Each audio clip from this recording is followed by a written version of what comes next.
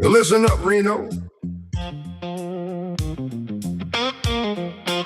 When your name's on the line, you want it done right. Sign and design shop, we'll make it shine bright. 'Cause your image, darling, it ain't just a kiss, it's a direct reflection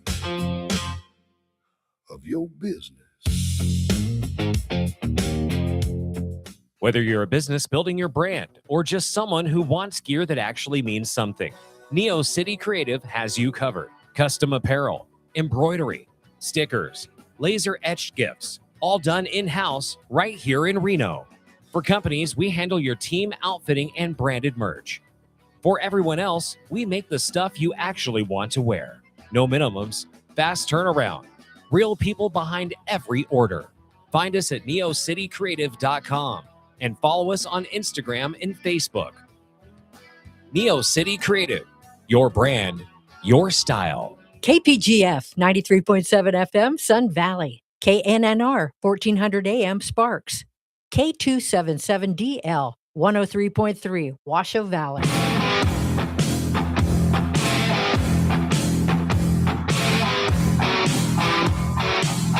Hey, it's Lars Larson, heard on 99.1 FM Talk, Fox News Radio. But right now you're listening to America Matters. All right, you better believe it is the noon hour, and I have a very special friend and guest who's joined me today, and we're going to learn a lot about her, what she's doing now. Last time I saw you, we were in front of 4 different television networks at the Wainema Ranch, and Mick Dodge, your best friend, was running with the wild horses out there, and I'll never forget that. It was one funny thing because, on the set, he's always eating grubs and, things like that to sustain his, if you will, energy. And Shari said, "What's your favorite thing?" He said, "One time some campers left a half bag of chocolate chip cookies." And so she went inside and brought him out some chocolate chip cookies. Jackie Chandler, the lady of Lake Tahoe, 8th wonder of the world. Okay, I really mean that. Jackie, let's do this. Let's start at the beginning, okay? Tell a little bit about you, Jackie Chandler, how you got involved with Mick Dodge, okay? And what you're doing now to help save and preserve Lake Tahoe. Okay, well, that does step us back a few decades, doesn't it? So back in the 80s, I was a fashion designer. I'm from Santa Barbara, California. I started my own line of leather clothing. And then a marriage relocated me up to the East Bay. Uh-huh. And then from there, I ended up losing the marriage, and I had a manufacturing business that I had started in Santa Barbara, and I ended up losing that business also. And so I was sort of licking my wounds out in Half Moon Bay at the ocean when I ran into this crazy guy named Mick Dodge. Crazy guy. For some reason, we just very much jived, and I started following him on his excursions out into the forest and understanding that the forest was this whole being that you could be in relationship with. Right. And that started a journey that I did not know would pick up later in Tahoe when a job relocated me to Lake Tahoe, to Incline Village. And Mick ended up moving up to the Seattle area out in the Hoh rainforest, where he went deeper and deeper into the forest. Wow. And he worked for the military at the time. He was raised actually as a CIA Marine up in Okinawa in Japan.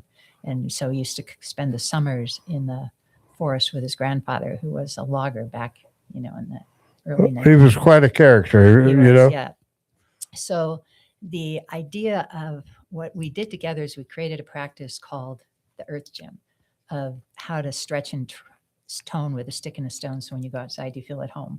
And that really became the bonding of our relationship, because I was looking for a trainer to kind of work out my energy from all the things that had happened to me. Sure. And he was a heavyweight fitness trainer, a Celtic trainer. And so, but he started looking at the weights in the forest as the gym. And I thought, wow, the earth really is the gym. That's where squirrels train and they're not diabetic, right? Right. And so that really set me on pace. So then when a job relocates me to Incline, I end up losing that job. I was designing for another company. They ran out of funding, but I got a job for a messaging company as a corporate story coach. And one day a woman came to ask my boss if she would lead a young group of junior high girls in understanding how women can succeed in the marketplace. Right. And my boss was really busy. So she threw it to me. She goes, why don't you teach them something? So I thought, I'm a crafter. And so I thought I could teach them crafting. And then I said, or I could do the Earth Gym. And they go, what's that? And so I put this little booklet together and I went to the junior high and I showed the girls how they could stretch and tone with a stick and a stone. And if they had a problem, because some of them were struggling, to write it down, take it in their pocket and go for a walk and let the wind bring the wisdom to their words. And this really resonated with these junior high girls. This was a self-esteem building thing. And it really laid a mark. And they lit up knowing that there was this free gym outside, that it had all these training tools, but they also could build a relationship to this place that they lived in, this beautiful place at Tahoe. Right. So then I was still working at that job, helping sales and marketing executives from big corporations like Oracle and stuff learn how to position their sales solution so that the buyer would see themselves winning in their story. So that's what I did. I was a corporate story coach. Well, then one day, I was volunteering for the Tahoe Film Festival, and Katrina Wilson, the head, said, because I kept saying, what is with Tahoe? Why is there all these divisions between the South and the North and then Reno and Tahoe? There's Sure. not a real cohesion. Like people from outside, we see one lake, but inside there's a lot of political landmines around the Right. lake. And I was thinking, what is wrong with this picture? So Katrina said, well, there's this tourism conference in South Lake. Why don't you go? Maybe you'll get some answers. And I thought, what would I do at a fashion design, right? But because I have a background in fashion design, I'm really trained when I see something trending, let's get it on the runway. Right? Yeah. So I go to this conference and I see National Geographic present National Geographic's program called Geotourism, which is how visitors are the key to sustaining the places if you welcome, host, and guide them in a way that they choose activities that do no harm. Right. I thought, how much sense does this make?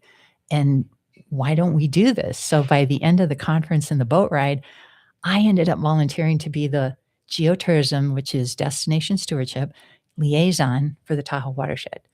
And Wow. it was a volunteer position. And the next day when the executive director, Jonathan Tortolet, called me up and said, what chamber do you work with? And I go, I'm not in tourism.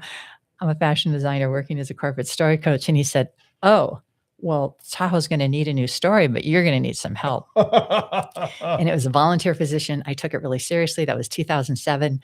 And from there, we decided with a couple other locals, I don't know why I said yes to this. This was overwhelming. Yes. And it ended up costing me a lot. Right. But the first Tahoe Expo, Exposition of Stewardship that Leads by Example, the Tahoe Expo, that we decided to do after we hosted the first ever Stewardship Congress. Every year there should be a Tahoe Stewardship Congress, but nobody picked up on it. But we brought everybody from .com, .org, .gov, the different agencies, businesses, and nonprofits to the lake, because the lake should always be included when you talk to the lake, right? Because Sure. we need to have that relationship to place. And we determined what kind of activities would we put on a menu to help visitors get more connected to the place, because you protect what you love. So the Tahoe Expo, the vision was, and I started reaching out to contact the greenest, cleanest water transit and technology on the planet and have Lake Tahoe be the Davos, the runway for the Right. sexiest fashion in water transit.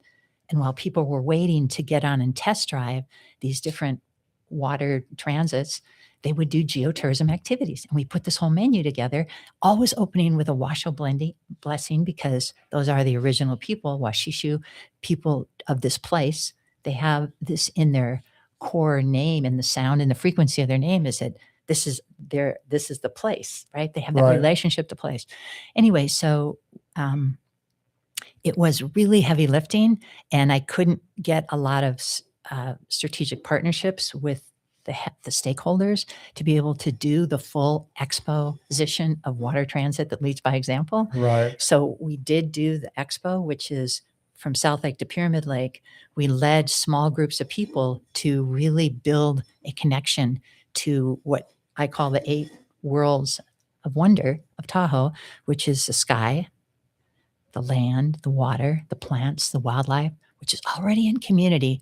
And then we come in and bring culture, and that becomes heritage. Right. So that is 8 worlds, which now, here it is 15, 20 years later, we just come out with the booklet, which carries this mission forward into a pocket-sized nature journal, which helps visitors, instead of just consuming the watershed, belong to it. Right. How do you belong to something? You have to feel a relationship to place. And Did you work with Dean Heller at all when he was up there? No. Okay, because That he might was be a good. president of TR, PA up there one time. And Dean- I taught the Washoe County Sheriff's Department how to run their boat that they have up there. And I'm sure you've been on their boat before. No, not yet. Not yet. Well, that's okay. But I got to share something with you. When you get serious about something like you're serious about this right now, this is going to be a tremendous success. Everybody who comes to visit Lake Tahoe needs to have one of these in their back pocket so that they can utilize it. So describe what's all available in the 8 worlds of wonder. So basically, it opens up to the watershed. So you immediately see how all the water from Tahoe to Pyramid Lake, Independence Lake, this is all one relationship. All this water is in relationship to the land, the plants, the wildlife, and you, and the community, the culture. I mean, you always think, why is sourdough bread different in France than in San Francisco? It's the water, the air, the land, right? Sure. So these are the layers. This is the reason people travel. Every place has its unique sky, water, land, plant, wildlife, community, culture, and heritage. But what's cool is this is the reason you travel, even though you think, no, I travel to ski. Well, ski depends on the water, the land, right? The culture. And so basically what this little book does, it's a guidebook. It's almost, I call it a Rosetta Stone of a relationship remembrance, because we've gotten really good at telling people how to travel the world, where to go, but not how to belong to it, Right. how to be in relationship to the place so that you feel like you belong here, and you take that belonging home and you recognize that your air, your water is also special, and how you belong to that place. It changes a lot because our biology is a technology that when it's in resonance with our place, we understand capacity, we understand what things need, we understand what our place needs, then what the planet needs. And then we don't have these big crises like climate change and stuff, because Right. we're not so surprised Right. by the things that happen. So this is a little portal into that relationship. Well, everybody needs to, I agree. you Yes, know, thank you. everybody needs to have one, and you've done such a wonderful job on it. And Lake Tahoe is different than any other place in the world. You can't cut a limb off of a tree without getting a presidential pardon, I believe. Right. And also, it's the only place I know of in the world where you can't even go through a drive-up window. They won't allow a car Fast food. to go to a drive-up window at Lake Tahoe and sit there and idle his car. They won't allow that, period. They also make sure that the water is pristine, period. It's been a struggle to maintain all those things. And, the executive summit is coming up with Al Gore and Clinton started the executive summit back in the late 60s, 70s. Right. And so the TRPA bought 60 copies of this to give to the governor and the senators Oh, for their good. private tour, so that they'll see that this is in the mix of solutions to how to invite visitors to, instead of here's where to go, here's how to experience the place, here's what you might want to notice, and then capture those insights. For me, going back to my story of meeting Mick and how he introduced me to the relationships available in the forest, which were not in context to my, Bringing- programming and right. and so it was new to me. And then when I did one of the first expos. I was at the water's edge with a Washoe elder who hadn't seen the lake since a child, and he looked out really for a long time, and I thought, "What's he looking at?" And then finally, he stepped back and he said, "The water has lost its sparkle. Maybe no one sings to it anymore." And I what? You know? Wow. What kind of song would make the water sparkle? I have no context for that in my Right. upbringing, my programming, right? But I decided what I've learned from Mick is to go take something on a walk, just like I shared with those young girls, take it on a walk and ask the wind. And I thought, well, I want to help the lake. Is I could really help it by singing to restore its sparkle. Like it doesn't think we care about it. What kind of songs? So I tried to learn some Washoe songs, and I did learn a few, but I thought, wait, where did they get the songs? Oh, they had a relationship. Sure. Before Safeway, what are you going to do? You better know the seasons where food, what grows, right? Right. Where we just go to the faucet, we go to the store, but before the faucet in the store, you had to open your senses to understand where the water, the food was. That relationship is missing in modern culture, and it's costing us our lifeline. We are tethered to this earth. We belong to the earth. It doesn't belong to us.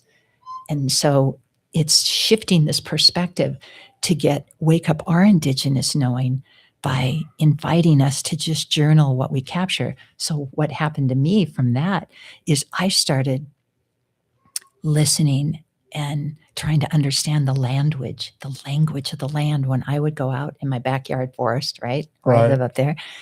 And then I started getting songs. Literally, I have 50 songs. I call them earthwave songs from my building my relationship to place. I've started noticing what I never knew. I had no context for this. I wasn't raised. It's not the science. This isn't the science of things. This is our cognitive knowing. The biology is our technology, and it's 50% of our DNA is with a tree, and we're exchanging oxygen for carbon, right? We're already in a reciprocal relationship with the tree, but we don't live that way. Right. We've learned to objectify anything that's not he or she. Uh-huh. If it's he or she, okay. But if it's not it, cut it, kill it, it's in my way, it. As a matter of fact, yeah, Robin Kimmer talks about that. The Potawatomi language is, native languages are 80% animated. English is 20%. I've got to share with you, Jackie. This is so amazing because you've done so much up there. We're going to have to take a short break, okay? Yeah. And we're going to come back and I'm going to ask you some more questions about your book and how people can get a hold of it. And also ask you to leave a couple with us here so that we can pass them out to some of our very special guests as well. So, Jay, whenever you're ready, we're ready too, sir.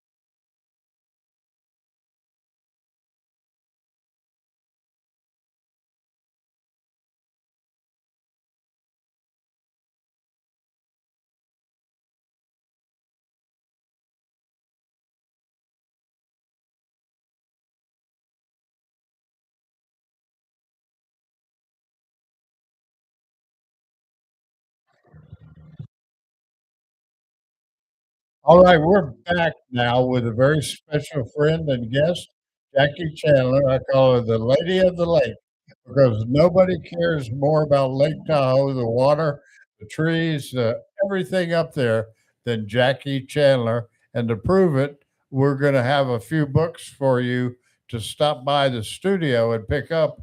She wrote a book, it's a little booklet, and everybody who visits Lake Tahoe. So if you have family members, friends, or associates who are coming up here, they need to have a copy of this. Thank you. And I'll tell you the other thing that I cut you short, with the commercial, but tell us a little bit about your Earthwave songs, okay? Can you do that, or will it Yes. take away from what we're doing? No, it's all related. I mean, I have so many projects that have branched from this tree, but just a few more things I wanted to mention about Sure. the 8 Worlds of Wonder. It's a collaborative that was made possible. This particular book was made possible by the Nevada Arts Council. They awarded us a grant so that we were able to hire Ronnie Richter, a Nevada artist who did the beautiful watercolors. Yeah. And then Susan Michelle from Travel Nevada did all the graphics and put the whole book together. And then Pinnell Curtis, Ava Hinojosa, and Donna Wessels are all board members on Sustainable Tahoe. It was a collective to do this. And by the way, this is a template for every destination could have one of these. And Isn't that amazing? It would be customized to their land water, Their using their property. local insight, their local artists. So Yeah, we'd like to bring this is a blueprint to belonging, this is just the first part. Then there's a whole digital companion. There's a whole bunch of parts to this. A lot of people, and maybe you know this, I know Mick knows it, but for 13 years, I was on the board of directors for the Washoe tribe of that. Nevada. And a lot of people don't realize that they became the richest, if you will, wealthiest nation of American indigenous people Did not know because we were forced, meaning our government, to buy Lake Tahoe back. We bought it back from them because they proved beyond a shadow of a doubt they owned it. Okay. And so when they bought it back from the Washoe tribe, that's where they got all their money, And for 13 years, I spent there once a month going to, if you will, right outside of Gardnerville to their headquarters office there. Right, yeah. I've been- And I got to tell you, some of the nicest people I've ever met in my entire life are Washoe tribe members. Yes, I would agree. Yes, Idell Wyatt, I think, is the head now. He's Yeah. a very wonderful Did you say Wyatt? Wyatt Yeah. Lydell. I hired Wyatt. He worked for me when I was in real estate, and that's a big family name there, the Yeah, it Wyatt is. family. I mean, we do dedicate this book to the Washishu and the Paiute people whose example of living in relationship to land, water, plants, animals continues to inspire the Walk of Wonder. They are Unbelievable. And we're also collaborating with Tahoe Tourism, the Destination Stewardship, and Save Our Planet Earth.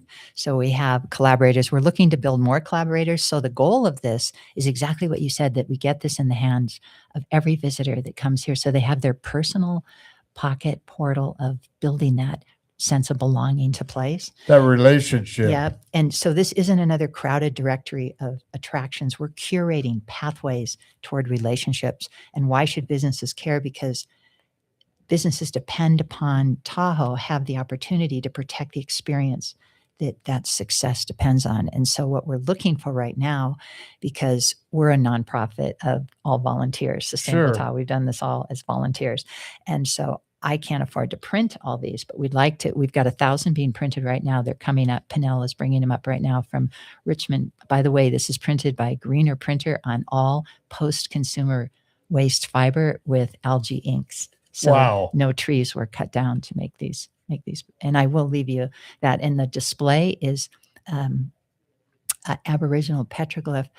So it reminds us that we have ancestral connection to place. Right. We just forgot it. That's why it's remembering our relationship language is kind of like a Rosetta Stone. This is a first step on that.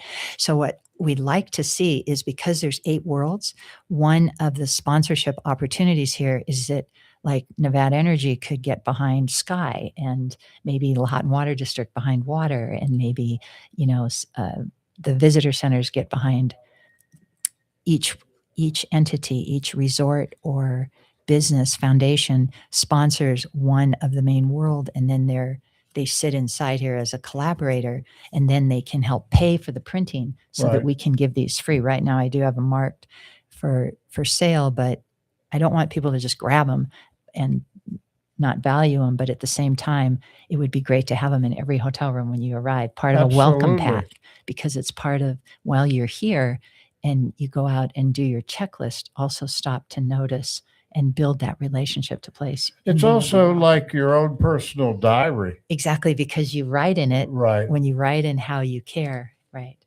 it builds you build your own stewardship language. It's a very simple way. And I will be leaving you some, and when I get the Thank 1,000, you. this is all I have left of the first That's 100, okay. but we'll have Well, more, and I'll bring we're them by. appreciative of what you're leaving. And then I'm hoping that we can get some strategic partners to come forward, and maybe that'll happen from the executive summit when the senators and the governors see the value this brings to their goals, because there's so much focus on, we have this trash problem. And I always say, we don't have a trash problem. Trash is a symptom of a hosting problem. Right. Because if I come to your house with muddy boots and you don't say anything, you're cleaning up. And Right. when 15 million people come into the watershed, or 50 million, whatever number and we don't say anything, the cleanup for Tahoe is 2.5 billion every 20 years. That's amazing. Absolutely amazing. Now, a lot of people don't realize this, but when you first open the book, the first thing I learned, was the connection between Pyramid Lake and the Truckee River. It goes all the way to Lake Tahoe, and it goes to the Lahontan Reservoir, and they're all connected. Yeah. Yes. It's a whole circulatory system. Yes. Right. It circulates the water throughout that land and gives us this incredible beauty. We live in this art gallery, and it's because of that. And the wildlife are all critical. The horses are so important for keeping the right amount of gardening. The bears are indicator species of a healthy forest. We need the bears. Right. We need them to be healthy, not really eating our trash, which is another campaign we have to raise awareness and funds to help with our Bear Aware campaign. Those magnetic stickers that you see, we're the ones that designed it. We're trying to put new ones out. So we're asking businesses to come forward and help on that too. Oh, that's nice. That's nice. If you get like a marketing plan, We do have that. It's on our Okay. website, sustaintahoe. okay, then print me out one. Okay. Yeah, I will. Yeah. Print me out one, and then I'll take it from there. Yep. Yeah. You've done such an unbelievable job with right now, and that's an actual hieroglyph. They're called let's see, what are they called when it's a human petroglyph? It's called an anthropomorph or something. There's a certain name for when trapezoid shaped human petroglyphs are in, but I just call it a petroglyph. So, Yeah. But we use that as a model for the display to How long have Just you been remember- working on this particular project? this particular project. Really, probably over 10 years, maybe Wow. 14. We don't have very many resources because we're all volunteer and nonprofit. So it really took the Nevada Arts Council to step up and help ignite. We just needed that first push. And then I had matches from like Linda Offerdale and, Dr. Goldman. They all threw down some funds to help us be able to print the 1,000, and Elise Fett, local architect up there. So I'm really grateful to these. And of course, the National Endowment of Arts, which is behind the Nevada Arts Council. This shows the power of art is so important, because all our innovation comes from imagination, and art activates imagination. And so by using an art form to invite people to this relationship remembrance is activating their own imagination of what those relationships to the place could be. Wow. Now right in the middle of the book, I appreciate what you've done. You gave a place where it says your turn. Yeah. That's where you make your own personal notes about everything that you've experienced and everything that you are experiencing at Lake Tahoe. Exactly. Like, for instance, and because it's a whole watershed, like this particular painting we used because it was so beautiful, even though the sky has a full range from sunrise, right?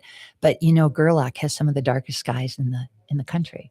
And Yeah. so they're going to be what's going to happen is the QR code on the back will go to the website, and the website will have this map. And I'm building out right now a curated menu of activities that will help you deepen this connection to place. So the dark skies will be there, different types of activities that are less impact, but more personal impact, but less environmental impact. So after each world, after sky, then it's like, what do you notice? And then after water, what is the water source? How does it direct its course? So you start to notice how the water connects everything. And then what do you care to share? And then there's a few prompts about wondering about the water and about the land. And so each wonder has after it a place for you to share what you noticed, maybe Right. that you never saw before because you would just power past it. And now you're thinking about the wildlife that lives here naturally and what plants are native, what are invasive, and what does that even mean, and what makes up the community, and how can I fit in the community and be part of the culture. Right. It's a different perspective, but it's so native to who we are as a species.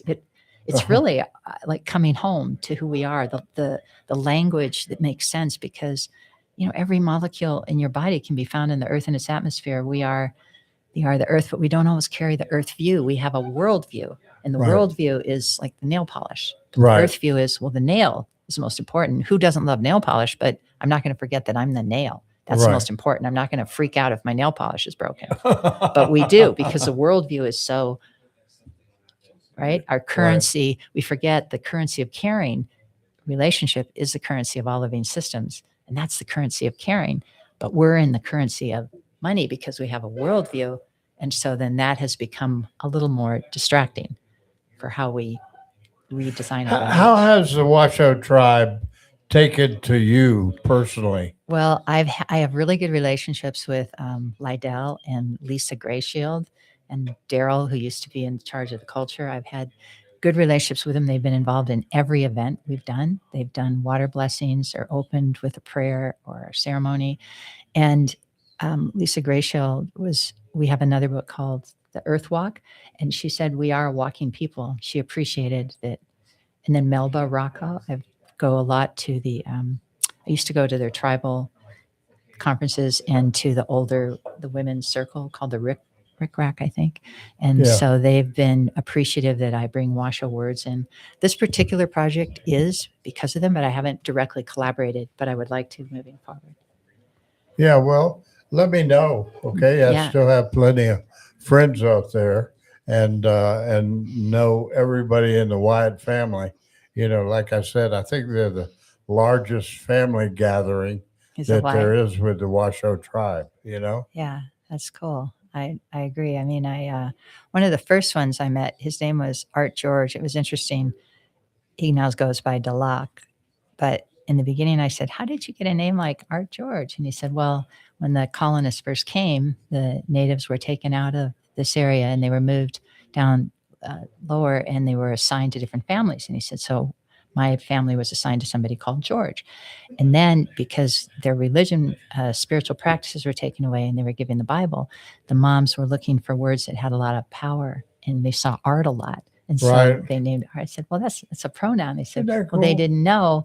And so that was very interesting. Do you hold, for lack of better terminology, do you hold talks up there for the guests that come up and visit you? Well, yes, I have done a lot of speaking engagements, but Yeah, not right. since I've done this book. I haven't yet. I will be speaking with the Destination Stewardship Council in about a week or so to work with them on distribution for this book. Yeah. Well, I'll tell you what, the one thing I have found is they're a very humble people. Okay. Oh, you're talking about the Washoe, and Yeah. yes. Oh, yes. I just was at the Washoe Warrior Society just held a land back at Truckee at the regional park, and I was over there, and it was beautiful. All indigenous songs and music. Yeah. And then you asked me about my songs. What's happened is that I get these insights, and then they start to take the form of a poem, and then the poem comes with a tune, and pretty soon I'm going home on my keyboard and piano or guitar and trying to strum out, Strum it these out. songs.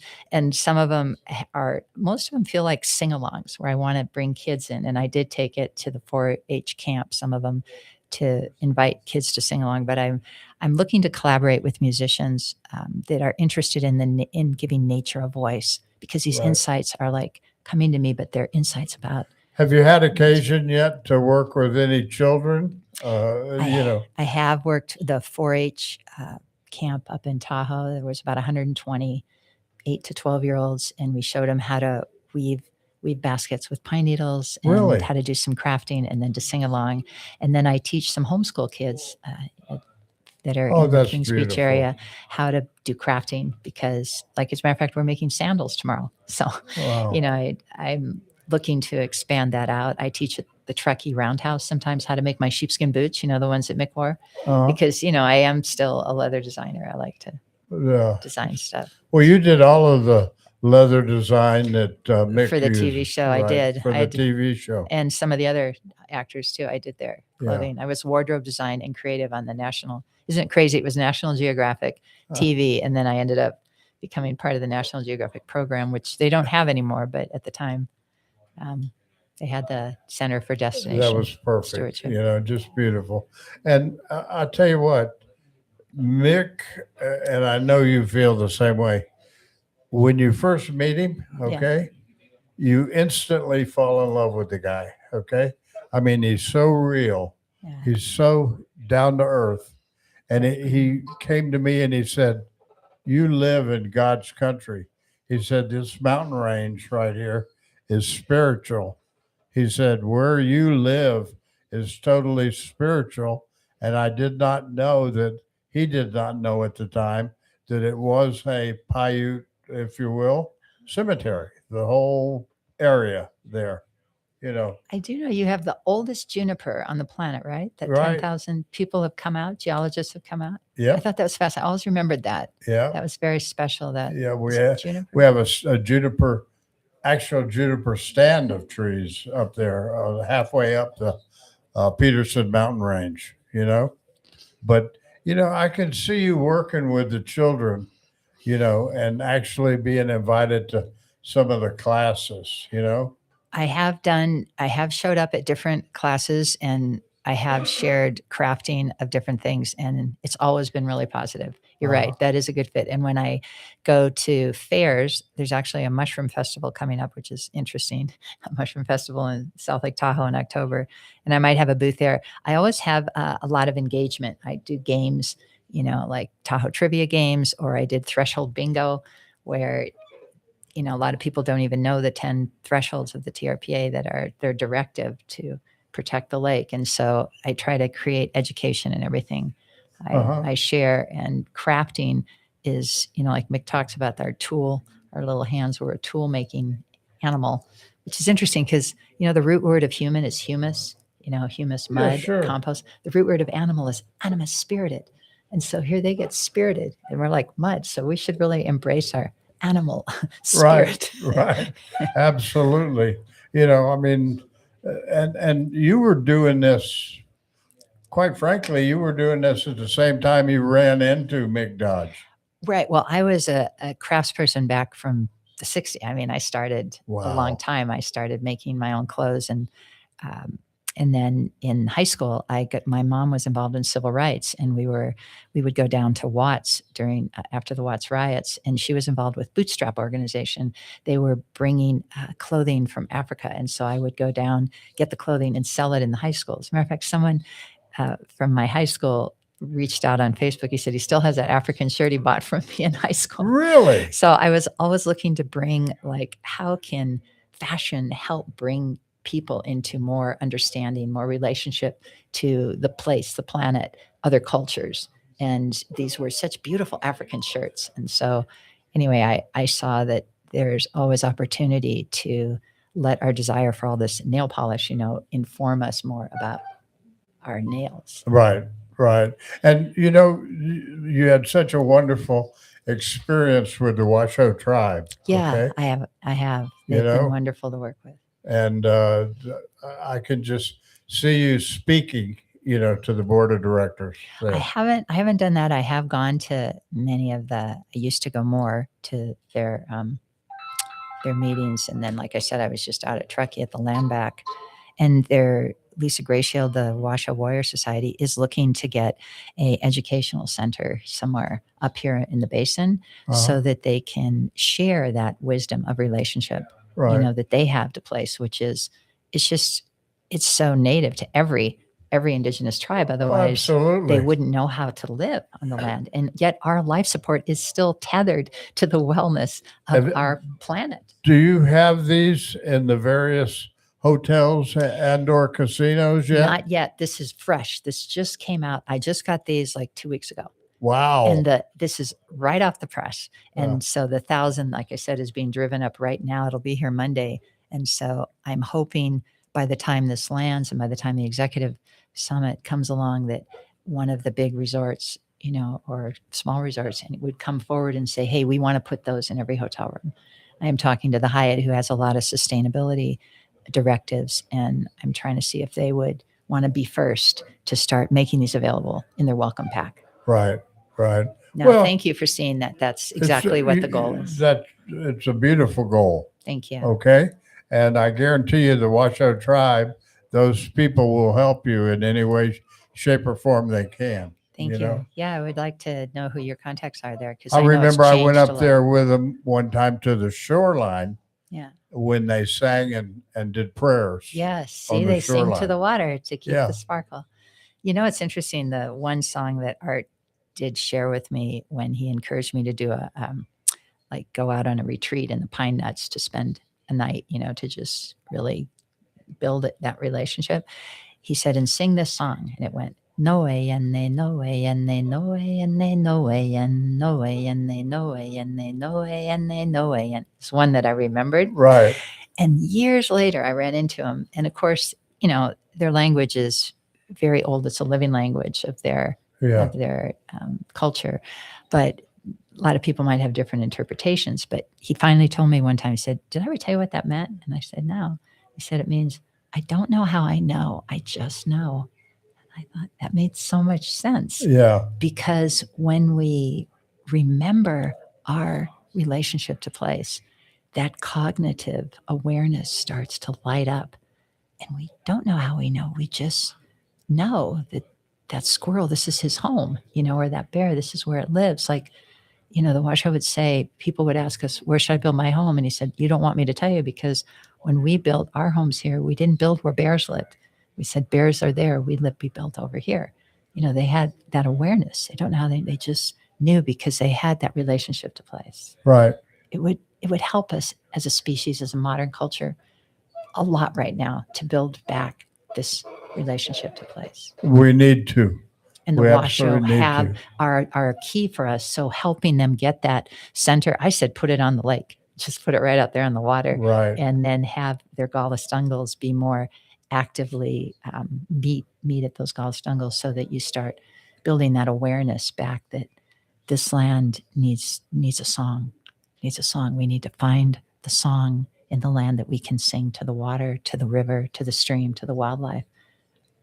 Unbelievable. The booklet needs to be in every hotel, casino at Lake Tahoe, especially Lake Tahoe, okay? And also surrounding area here, Yeah. too, should promote your book, okay? Because it's a wealth of knowledge, an absolute wealth of knowledge. Or it takes you to where the knowledge lives in Right. the land and the water. We're going to take a 1 minute break here for a little bit longer. And so I'll turn it over to Mr. J. Biggs.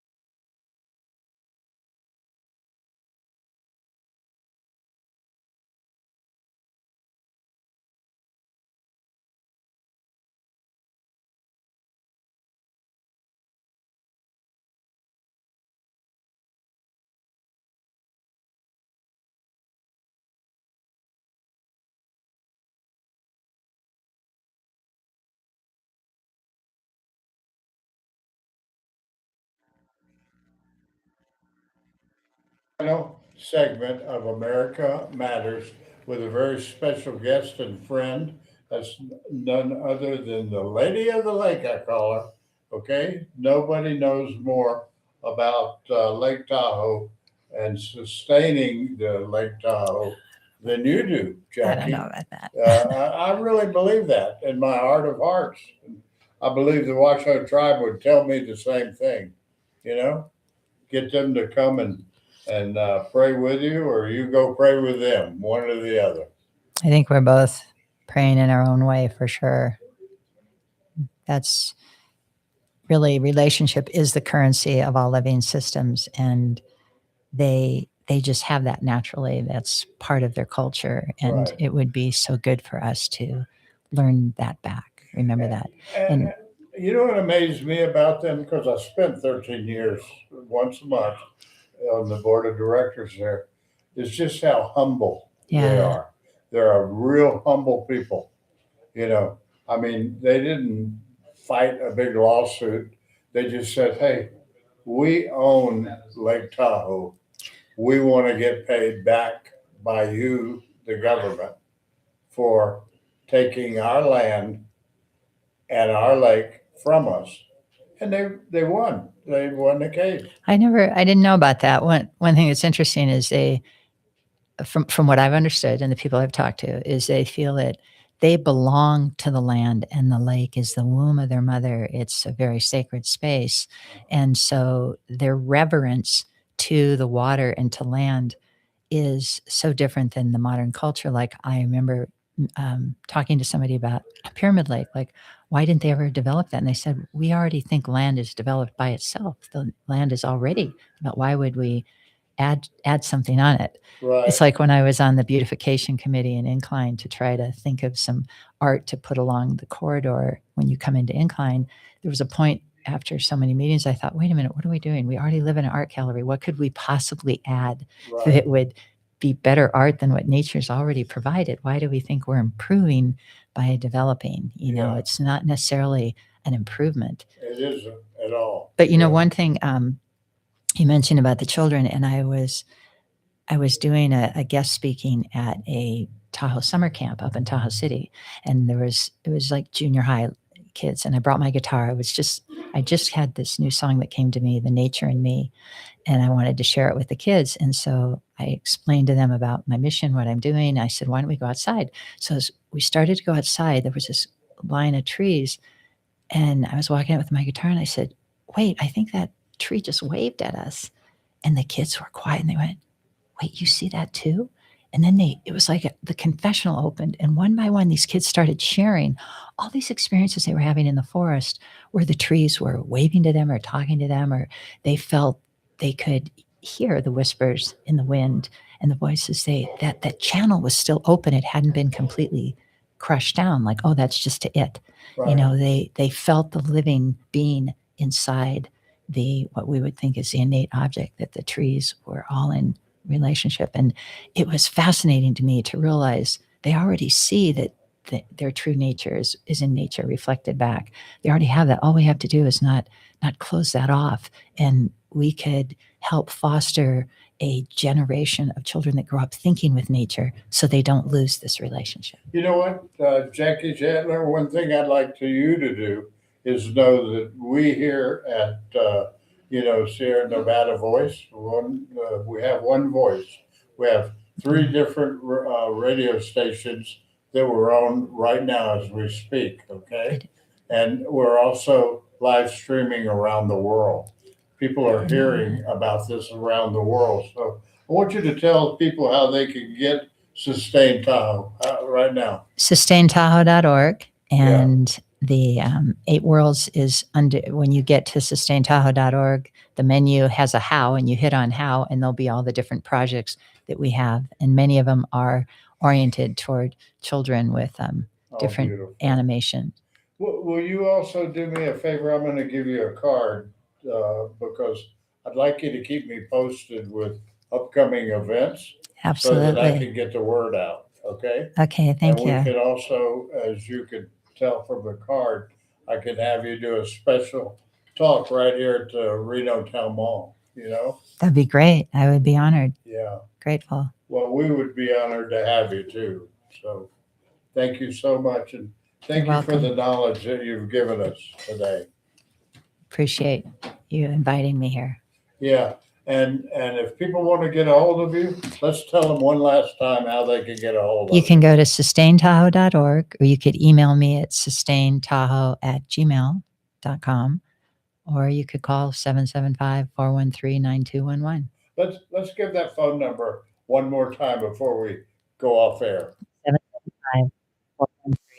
775-413-9211. You know, Jackie Chandler, it's been an honor to have you sitting here. Last time we sat, we were on a swing at the Wynema That's Ranch, right, with the and wild Mick horses. Dodge was running with the wild Mustangs. You Love. know? He bought 250 acres to protect wildlife up That's in, right.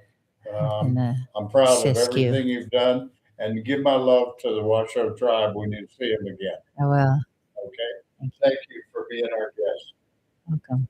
Grateful. Bless you.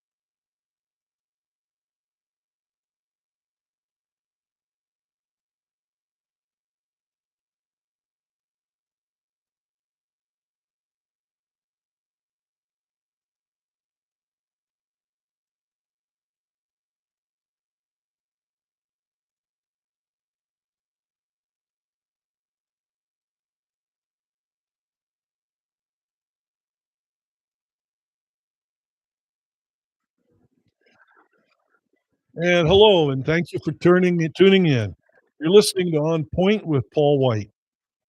If you care about the future of not just Northern Nevada, but our entire state and nation, you'll want to listen to what we have to say. You'll hear what the real problems are and how to solve them. Today's topic on the show is race, just the facts. Quote our second president, John Adams, facts are stubborn things. Whatever may be our wishes or inclinations or the desires or passions, they cannot alter the state of facts and evidence. Our show today is sponsored by educationcrusade.org, exposing the truth, providing proven solutions, and demanding morally strong, courageous leadership. That's educationcrusade.org. Call-ins and texts are invited. Today, you can reach us at 775-685-8200, 775-685-8200. We want to hear your questions and thoughts on today's topic, and believe me, it's a highly controversial one. All our shows will focus on three words: problems and solutions. Topics include education, parenting, the homeless, vagrancy problem, race issues, law enforcement, our penal system, and of course, the intersection of all these topics with religion and politics, including the current Islamification of America. If any of these issues concern and interest you, you'll find our show not just interesting, but challenging and radically committed to full exposure of these problems. We'll be broadcasting to you live every Thursday from 1 to 2 Pacific time. You can listen in on 103.3 FM, 1400 AM, or 98.7 FM. So let's get rolling with today's show. Again, the topic, race in America, just the facts. And the whole truth about slavery in America is a good place to start. The continuous racial interaction between blacks and whites in America has been ongoing and constantly changing since America's official founding as a country on the 4th of July, 1776. Sadly, this contentious and frequently hateful and even violent interaction between blacks and whites has never fully healed. The constant disagreements continue to this day, and there's several reasons for that. First, there's a lack of full disclosure about the beginnings of the race issue in America centuries ago. Second, there's also a lack of full disclosure about the present state of black and white interactions. And it's a situation that has flipped almost 180 degrees since 1776. And third, there's an unwillingness by both blacks and whites to take the time to actually learn the facts regarding our complicated and intertwined history and take accountability for our actions toward each other, both in the past and today. Slavery was first practiced in North America 2,000 to 3,000 years ago. First slavers were local Indian tribes, and their slaves were other Indians in North America. Blacks were not on the scene yet for slavery. Black African slaves were first brought to the North American mainland by an independent colony of Spaniards in the 1500s. You often hear in the 1600s about Jamestown. No, first slaves came over in 1500s, long before the United States existed as a country. The next group to bring black slaves to North America in the 1600s was the Jamestown Colony, founded by the English. Later, English settlers up and down the East Coast and from other countries in Europe also had slaves in independent colonies. But here's an interesting fact. One of the slave owners during the 1600s in the North American colonies was an African man who was brought to North America as a black slave. His name was Anthony Johnson, and after being given his own freedom, Mr. Johnson bought 5 slaves of his own. Interestingly enough, 4 of them were white, 1 was black. None of these early slaves were, quote, America's slaves, because there was no America, no United States until the 4th of July, 1776, when the U.S. officially became a country. So you see, slavery is definitely not just America's original sin or whatever self-righteous names it's called by. During this historical period of centuries, slavery was practiced by virtually every country and empire on earth, by African blacks just as much as by European whites.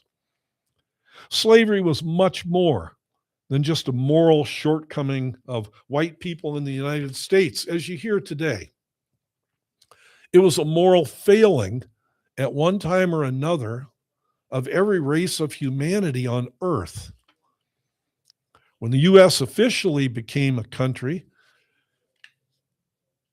they definitely legalized slavery also, including Indians and occasionally white indentured servants. America's practice of legalized slavery continued for exactly 89 years, a number you simply do not hear, and our children are not taught that. 89 years, in which, of course, is when the Civil War ended in 1865. So slavery in America began in 1776, ended in 1865.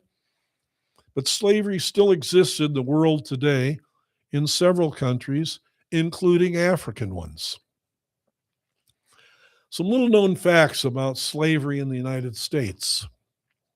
The North Atlantic slave trade, which is where the United States got almost all its slaves, sent approximately 12 million slaves from Africa to North and South America. A little less than 2 million of those slaves died during the voyages. Let's see. The rest went to, so America took 388,000 out of these 12 million slaves, or in other words, less than 4%. The rest went to Brazil and Caribbean countries. The United States maintained their slaves, like we said, for 89 years until the slavery law was legally overturned in 1865 by the 13th Amendment to our Constitution.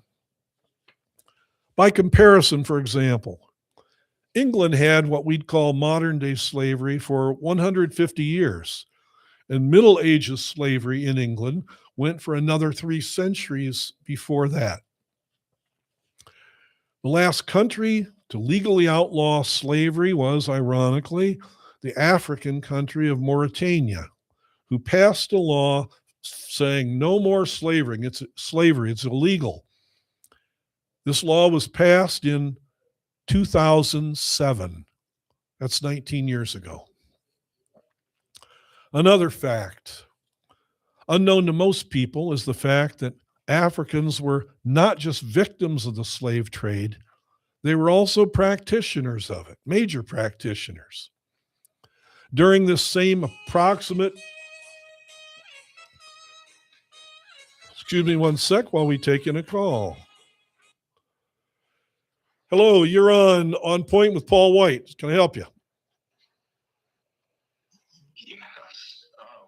I tried to listen to you on the radio, but I can't catch you on any of those 3 stations. Okay, the best place to go would be on YouTube for Northern Nevada Interface, I believe it's called, and try that one and see how it works.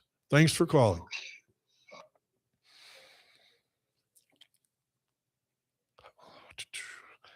Unknown to most people is the fact African American Africans were not just victims of the slave trade. They were also major practitioners. During this same approximate historical period, when the United States was buying 400,000 slaves from Africa, Northern Africa was kidnapping and bringing there 1.2 million slaves, white people from Europe and North America, and took them as slaves to Northern Africa for not 89 years. They kept them for over 200. Also, slave owners in the U.S. were not always white. In 1860, over 10,000 freed black slaves were living in New Orleans. 28% of them, after being freed from slavery, decided to buy their own black slaves. Also, in the 1860 census, there were 3,776 freed black slaveholders who owned a total of 20,000 slaves. Meanwhile, less than 2% of all the white people in the entire United States ever owned slaves, which makes the issue of reparations that you often hear about, all the former slave owners should pay the possible descendants of slaves back when. Well, many people believe that reparations to black slaves were originally paid in full during the Civil War, when 390,000 Union soldiers, including 40,000 black ones, died in the bloody war to end slavery in the U.S. The provisions of the Civil Rights Act of 1965 is also considered a full provision of reparations for the evils of slavery. So between 1877 and 1964, what they refer to as the Jim Crow era, and this was when local, federal, and state laws who were not happy with the fact that slavery was over, they passed laws in the South to limit black people's freedom. They called them Jim Crow laws. These laws included segregating schools by race, segregating public places, buses, charging black voters tests and fees if they wanted to vote, banning interracial marriage, and even segregating the U.S. military. Blacks and many whites fought to overthrow segregation policies as a bad thing. That's why it's ironic that the trend today in black-white relations seems to be for blacks to favor more segregation and separation from whites. Let me give you a few examples. 125 U.S. colleges and universities hold special black graduation services for black students only every year. You can only go if you're black. There's a growing number of special dormitories in our colleges and even socializing spaces for black students only. Many black graduates also choose to wear the colorful, very beautiful African kente cloth around the shoulders of their graduation robes to celebrate having historical African roots. You've seen this. They have yellow, green, red, I believe, are the three colors, maybe some black too. Kente cloth. And this is incredibly ironic because kente cloth comes from the Ashanti tribe in Africa. This is a tribe that was best known for being a leader in catching other tribal blacks and selling them to slave traders who in turn brought them to America and sold them as slaves. So wearing the kente cloth actually celebrates the black tribe that originally sold the owner's ancestors into slavery.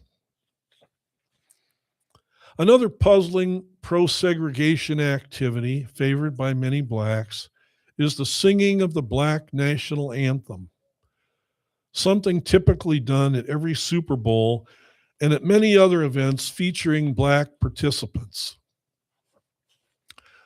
Regarding these many examples of black desires to increase segregation from whites, the words of America's first black president, he was half black, half white, but he called himself the first black president, and he was an overtly racist one. I'm referring to Barack Obama. And again, it's ironic. Listen to what he says. There's not a black America and a white America, an Asian America and a Latino America There's just the United States of America. How do these words sync with Black graduations, with Black dormitories, with trying to pull away, do everything that can be done, it seems like, to pull away from interaction with whites? President Teddy Roosevelt echoed Obama's thoughts when he said, "There's no room in this country for hyphenated Americanism, like German Americans, Irish Americans, Mexican Americans, African Americans, Asian Americans, etc. The only man," Roosevelt said, "who is a good American is the man who is an American and nothing else." Moving along into a topic that's very sensitive and should be, is the topic of all the lynchings that took place in the Jim Crow era. And most of these illegal lynchings that people hear about occurred during this time, from about 1870 up to into the 1950s and 60s. There were a total of 4,467 illegal lynchings during this period. Unquestionably, a majority were Black. You'd assume they all were Black. And the details are horrible of these lynchings beyond description. They used to draw crowds like you draw to a football game. They would print postcards of photographs from them. They were heinous. But did you know that over 1,000 of the ones who were hung were white? And the reason was usually because the whites were trying to help Blacks and were against the lynching. Also, the largest mass lynching in American history occurred when 11 men were all hung in one day in New Orleans. Interestingly enough, all of them were white Italians. Near the end of the Jim Crow era, there was a shift in most Americans' thinking. It was looking like there was a way for Blacks and whites in the future to integrate more, not segregate, and come together socially and politically. It was thought that Blacks would want to abandon the harsh racism of the Democrat Party in the South, support the conservative values of the Republican Party, and live together in harmony as Americans, all of our races together. After all, the Civil War had ended, which was started by Democrats. The Ku Klux Klan had started, founded by Democrats, but as the Jim Crow era was ending, the KKK's activity was diminishing, which was as it should be. And with the passage of the Civil Rights Act and the Voting Rights Act in 1964 and 65, which Democrats also did not support, by the way, America's Blacks were now freer than they'd ever been. So at this time in America, mid-1960s, it seemed like we were ready to have what we'd never had, to have the bad old days of white racism be over and behind us. And they were bad old days. They were horrible. I was down in Alabama in the late 1950s and went into a gas station. And I came out of the car and I asked my mom, why do they have 4 bathrooms in there instead of just one for men and one for women? And the sign on the men said a bathroom for, they call it white gentlemen, Black men. The one for women said for Black women, white ladies. This was long past the abolition of anything that was legal down there. They were doing it just to hassle and harass Blacks. And these bad old days were behind us. So we were looking like America could truly live together as brothers and sisters in peace and unity with equal opportunity under the law. This hope was expressed in Martin Luther King's famous "I Have a Dream" speech, when King said that he hoped for a country where everyone, black or white, would be judged by the content of their character, not by the color of their skin. Unfortunately, that isn't exactly how things turned out. While whites were being told to make less of an issue about skin color at that time, blacks were being encouraged by their leaders to make skin color and African rather than American heritage the biggest part of their identities. There was a complete 180 flip-flop. Whites were saying, well, okay, let's try to overlook this, what we did in the past, and get along. And blacks were saying, nah, we've got our own thing going, our own culture. You go your own way. James Brown's famous song from that period, Say It Loud, I'm Black and I'm Proud, is an example of how misguided black leaders were now doing the same thing that the misguided white leaders had done years before. That is, making skin color and not achievement to become the most important thing for young people to focus on. While all this was going on about focusing on the greatness of just being black in the 60s, the actual quality of life achievements by blacks was being ignored. And the results were not good, either for blacks or for our nation. Huge gaps started developing in all quality of life categories and achievement between blacks and whites. Individual black Americans, lots of them, were finding success and continue to find it in every field of endeavor, following the Civil Rights Act back in '64. But it's only honest to add that in vitally important areas, in comparison with not just whites, but with all other racial groups, black progress collectively was and continues to be a long ways from good. The achievement gap between races, and here's what I mean when I say there's an unacceptably large gap in sociological factors and quality of life achievement, not just between blacks and whites, but between blacks and all of America's four major racial groups.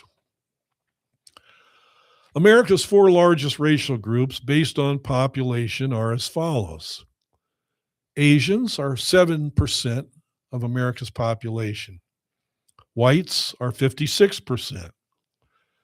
Hispanics or Latinos are 16%. And blacks are 14%. And it's this order of achievement that stays roughly the same in almost every social category today, and it's not good. Asians are the overall highest achievers and most successful, followed by whites, Hispanics, usually outperforming blacks for third place, and blacks ranking the lowest. Here's a few examples. In education, in order from highest to lowest, it's Asians, whites, blacks, and Latinos.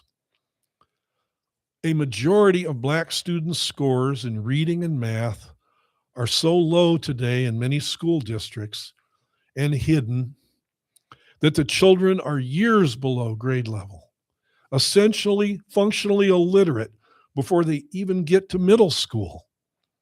And when the majority of black students do get promoted, and I say this as a teacher who started teaching in 1973 and worked predominantly with black students.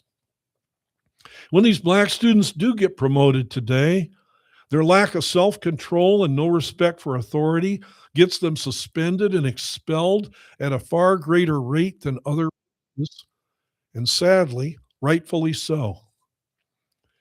Black student behavior has gotten worse in recent years because of radically liberal school leaders who believe that setting high behavioral standards for all students, regardless of skin color, surely must be racist.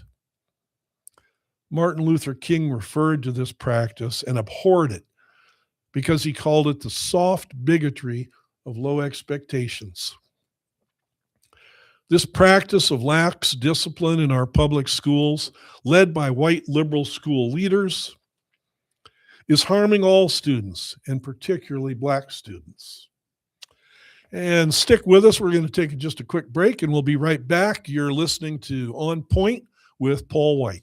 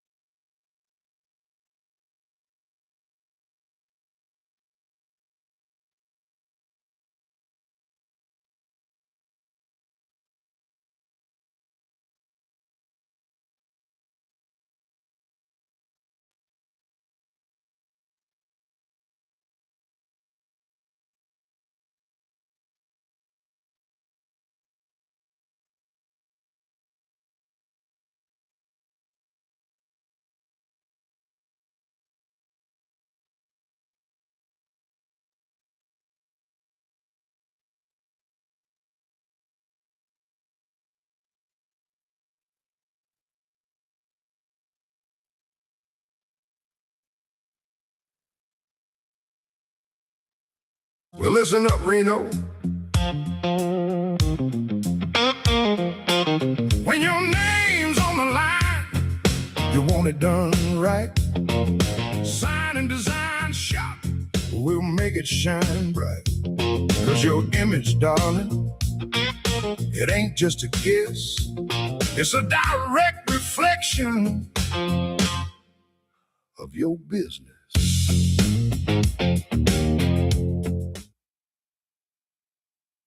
Whether you're a business building your brand or just someone who wants gear that actually means something, Neo City Creative has you covered. Custom apparel, embroidery, stickers, laser etched gifts, all done in-house right here in Reno. For companies, we handle your team outfitting and branded merch. For everyone else, we make the stuff you actually want to wear. No minimums, fast turnaround, real people behind every order. Find us at neocitycreative.com and follow us on Instagram and Facebook. Neo City Creative, your brand, your style.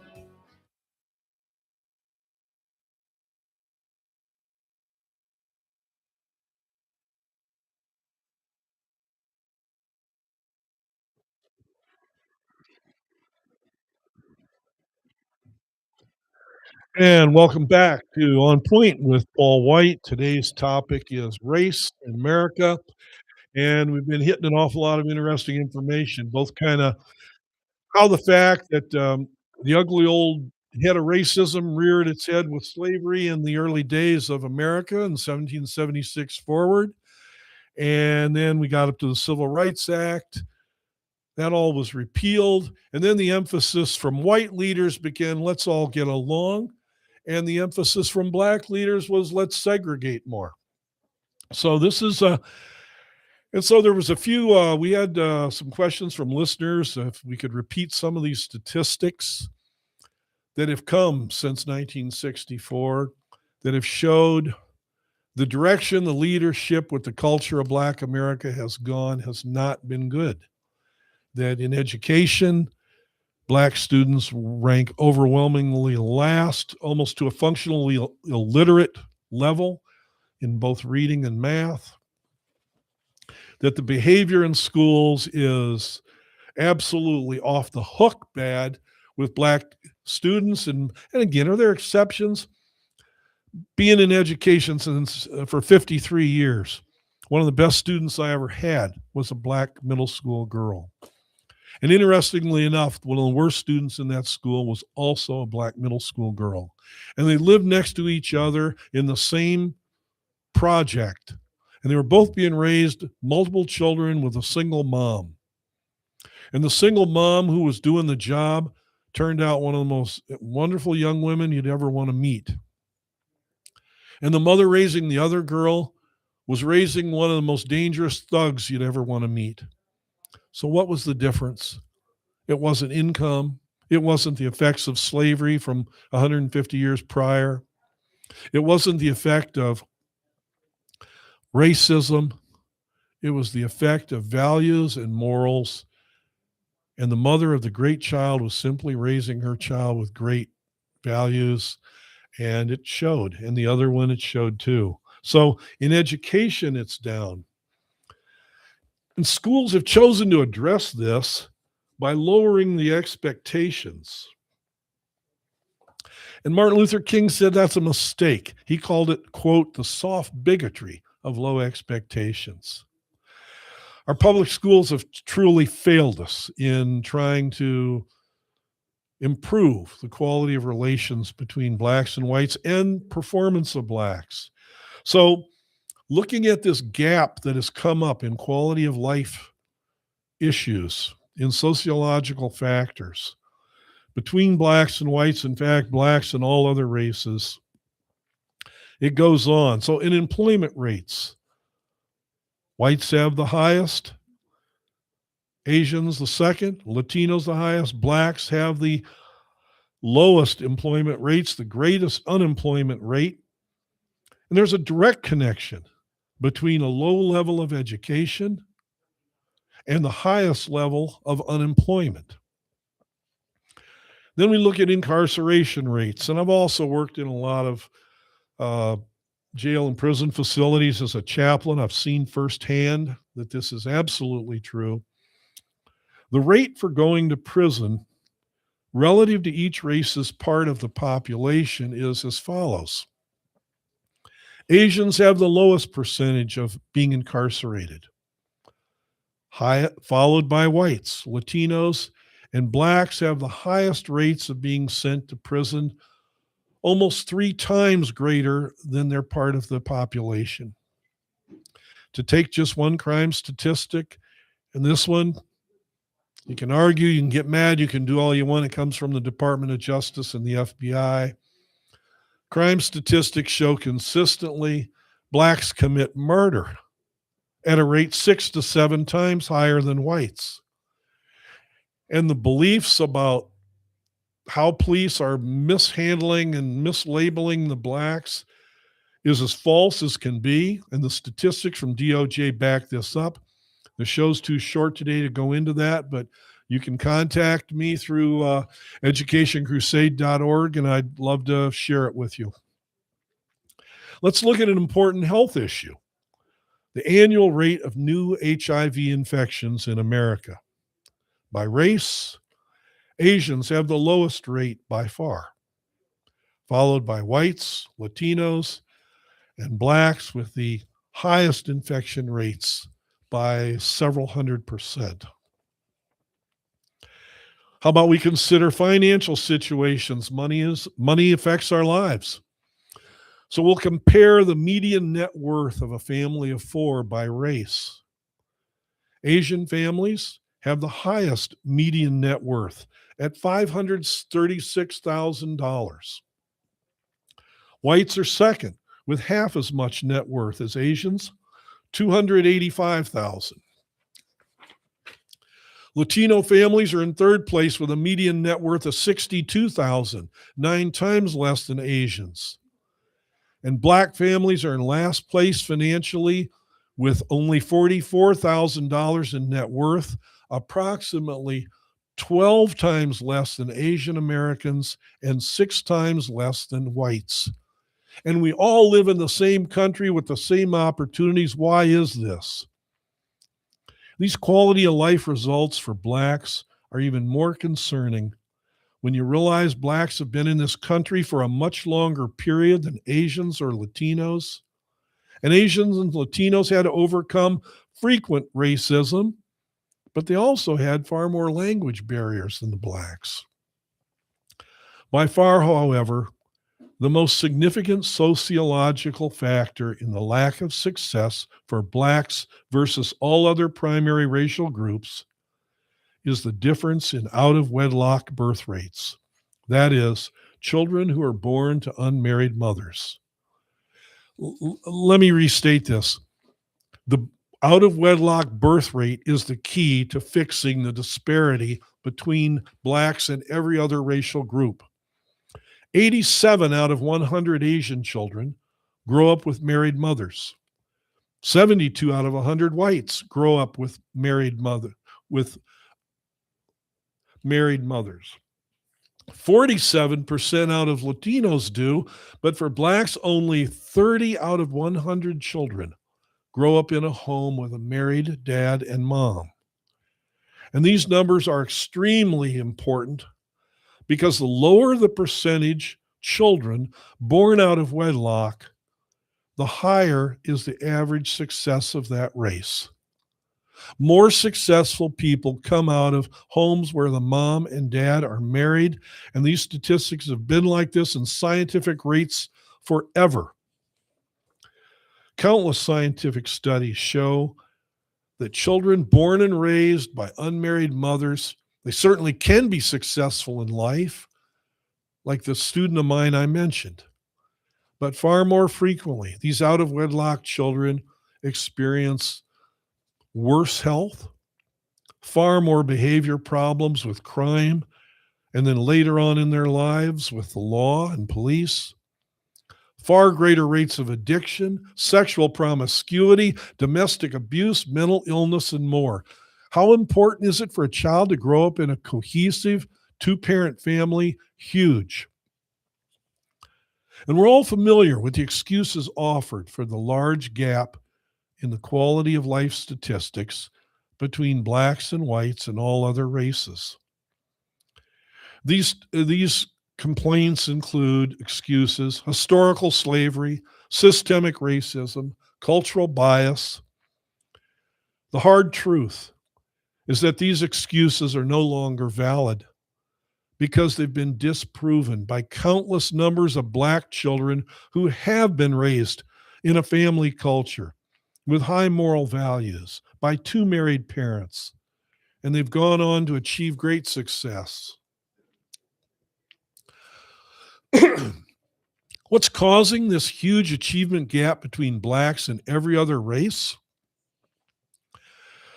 The famous Black economist Thomas Sowell put it this way, quote, "The achievement gap between Blacks and other races results from being parented with values that do not lead to success in this society. It's a pretty basic principle. On the average, and far more often than not, pardon me, this is what I've observed firsthand from decades of teaching children of all races and ages, especially Black children. Children from two-parent homes, they learn to have a stronger work ethic. They have more respect for authority. They have a stronger sense of right and wrong, and they learn to better practice delayed gratification. And they carry this work ethic, children who are raised with it, they carry this work ethic and respect to school with them in their work and in their behavior towards teachers and other students, and later on in their lives with employers, police, and the law. This ridiculously high rate of out-of-wedlock children among Blacks could be easily improved, which would immediately start improving statistics for the quality of life issues I previously mentioned. Here's a few basic steps that would lower Black out-of-wedlock statistics starting immediately, and therefore would improve Black success. And they include the following. For Black and all parents, actually, start teaching your children this top priority, quote, first, get married, then have children. Stop using the harmful term baby mama as something that's kind of cute or socially okay and morally acceptable. Having children out of wedlock is not okay. It's ruined countless lives, and not just Blacks, but of all races. The NBA in particular likes to kind of laugh about this, about how many children some of their star players over the years have had. One famous player, I believe, had 12 from maybe 7 or 8 different mothers. This is killing children's futures. There's nothing cute or funny about it. For our public schools, stop teaching children that sexually promiscuous behavior is normal. It's not. Start teaching children that sex belongs only in committed marriages and that true love waits. For churches, especially in all Black churches, because Blacks have the highest rate of church attendance of any race, start constantly preaching that virtuous sexual behavior is not just a desirable moral principle, it's a spiritual demand from God and a human necessity for any race that hopes to prosper. And children who are raised in this manner by a married mom and dad and receive daily emphasis on moral values will be more likely to parent their own children the same way. If any of us, not just Blacks and whites, but all races, really care to live together in peace and harmony, then we need to start acting like it. In America's early days and up to the Civil Rights Act, there were abundant examples of racist behavior by whites against Blacks. Like I mentioned, I saw many examples of the white racism firsthand.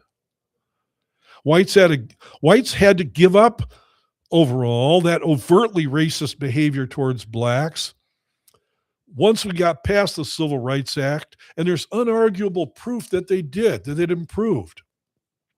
But sadly, that change by whites did not get rid of racism, because the abundant racism of today is Blacks versus whites.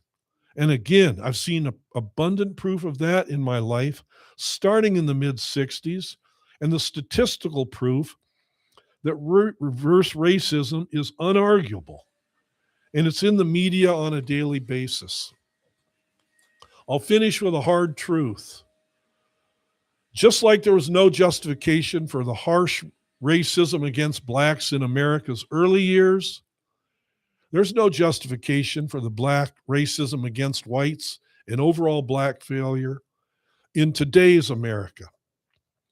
As the statistics that I shared regarding all races proved, if any individuals of any color in today's America are not experiencing successful lives, It's no one's fault but their own for not taking advantage of America's abundant opportunities in every facet of our lives and the laws that protect everyone. So if you're listening to me today and your life or your children's lives are failing, then if it's not racism holding you back, what is the problem? Well, we'll let Stephen Douglas, the famous black statesman and former black slave, provide the best answer of all time in his famous speech that he gave in the early days of our country. Douglas said, "When we find a man who's ascended heights beyond ourselves, who has a broader range of vision than we have, and a sky with more stars in it than we have in ours, we may know he has worked harder, better, and more wisely than we. He was awake while we slept. He was busy while we were idle. And he was wisely improving his time and talents while we were wasting ours." Friends, black, white, and everything else, heed these words. If each of us of all races would commit our lives to simply obeying God, loving our fellow man, obeying the laws, giving our best effort to help just ourselves, but others also, and most of all, refusing to blame anyone else or anything else or the color of our skin for our own shortcomings. If we would all commit to doing this, our blessings would increase, our nation would continue to bless us, and the entire world. But the time to start doing this and acting this way is today. Thank you for listening. May the Lord bless you and keep you, each and every one of you. And thank you for listening to our show. And this week I remember the name, On Point with Paul White. Thank you.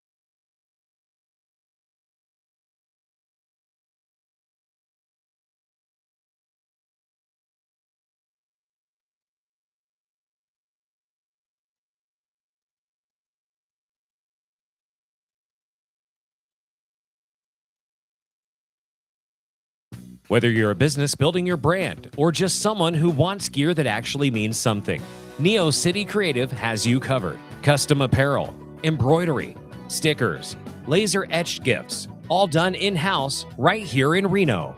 For companies, we handle your team outfitting and branded merch.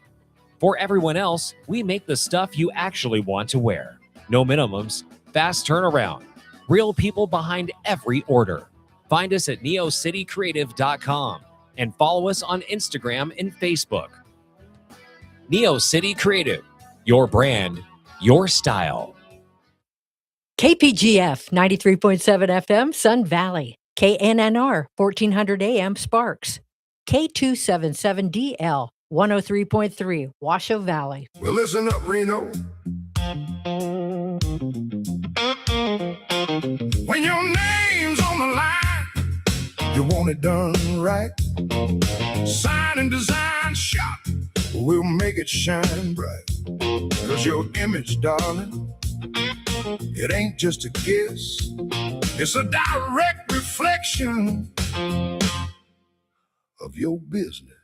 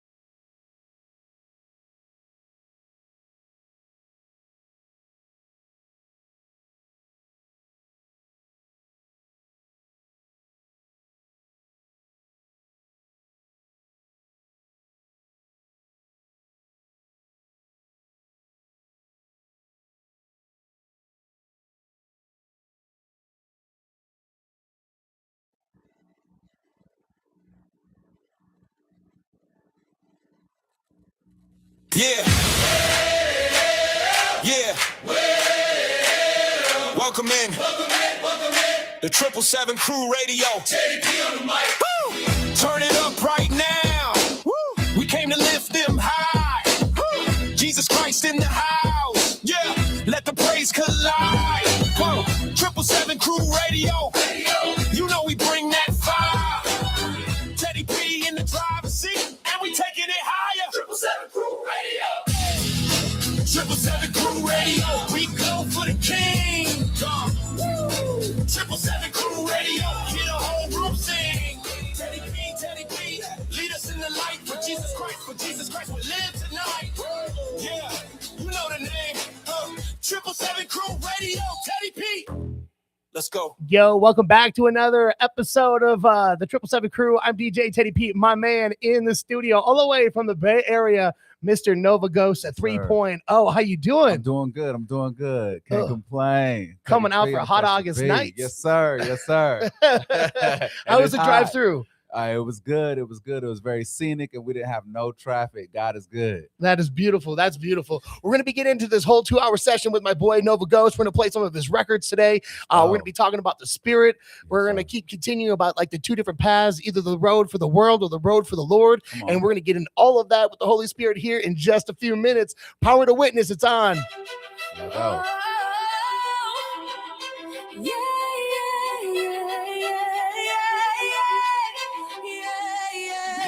They said, wait, don't move to the fires in your chest. Jerusalem to start, yeah, we bless, not stress. Judea next step, man, the mission is clear. Samaria to the ends, now the world's gonna hear. No fear, no chains, no silence in the game. The spirit came down like a flame uncontained. Power in my veins, now my tongue's unlocked. Every nation, every tribe gonna hear that talk, You'll receive power when the spirit comes. You'll be my witness everywhere under the sun. Power, I got the power from the spirit. It's my hour. Power, it's raining down. We're gonna shake this world right now. Power, I got the power from the spirit. It's my hour. Power, it's raining down. We're gonna shake this world right now. From the mountaintop to the valley's floor, every border, every corner, yeah, we kick open doors. The spirit's my guide, I don't walk alone. Every word I spit feels like fire on the throne, yeah.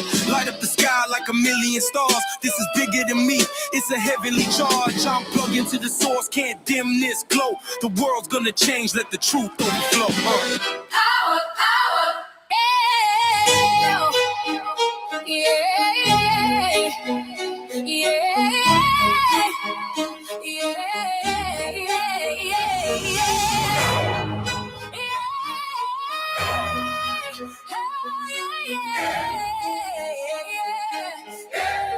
Yeah. We step as one, we move as a wave through the chaos of life where the lost misbehave. We're sent with a purpose, not bound by the earth. Ambassadors of heaven, yeah, we know our worth. Light in the shadow, truth in the fight, speaking his word under fire through the night. We don't fold, we don't run, we don't fade. We're the echo of the king in every word we say. Calling the world, calling it home. Reconcile now, you're not alone. Be reconciled to God, yeah, hear the call. Through us he speaks, he reaches all. We're ambassadors of heaven, standing tall. Be reconciled to God, hear the call. Be reconciled to God, hear the call. Be reconciled to God, hear the call. Be reconciled to God, hear the call. My brother said step when the world says stop. We bring the message, it don't never drop. Strings cut the air like swords in the wind. We're here for the lost, we're here for the sin. Every word we spit, It's not our own. it's not our own. The spirit moves, yeah, it's fully grown. We're the bridge, we're the sign, we're the voice. He gave us this path, he gave us this choice.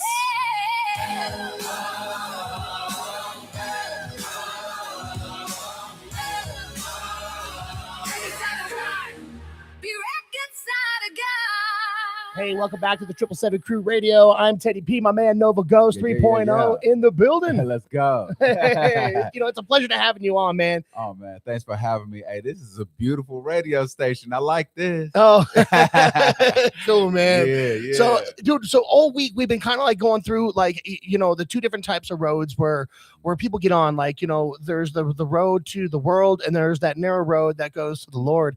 And there's a lot of people even back in the day, like for myself, where they just say like, oh yeah, I'm a Christian, I wear a cross, yeah, I'm a Christian, I do this, I do that. But then I would still go to the club, I would sit there and smoke weed, I would drink, I would go after all these women and all this stuff. So it was like, okay, cool, I claim to be this Christian, but yet I wasn't living the Christian lifestyle. And so when I say that about like other people, I'm not like trying to condemn anybody, because I was down that road too.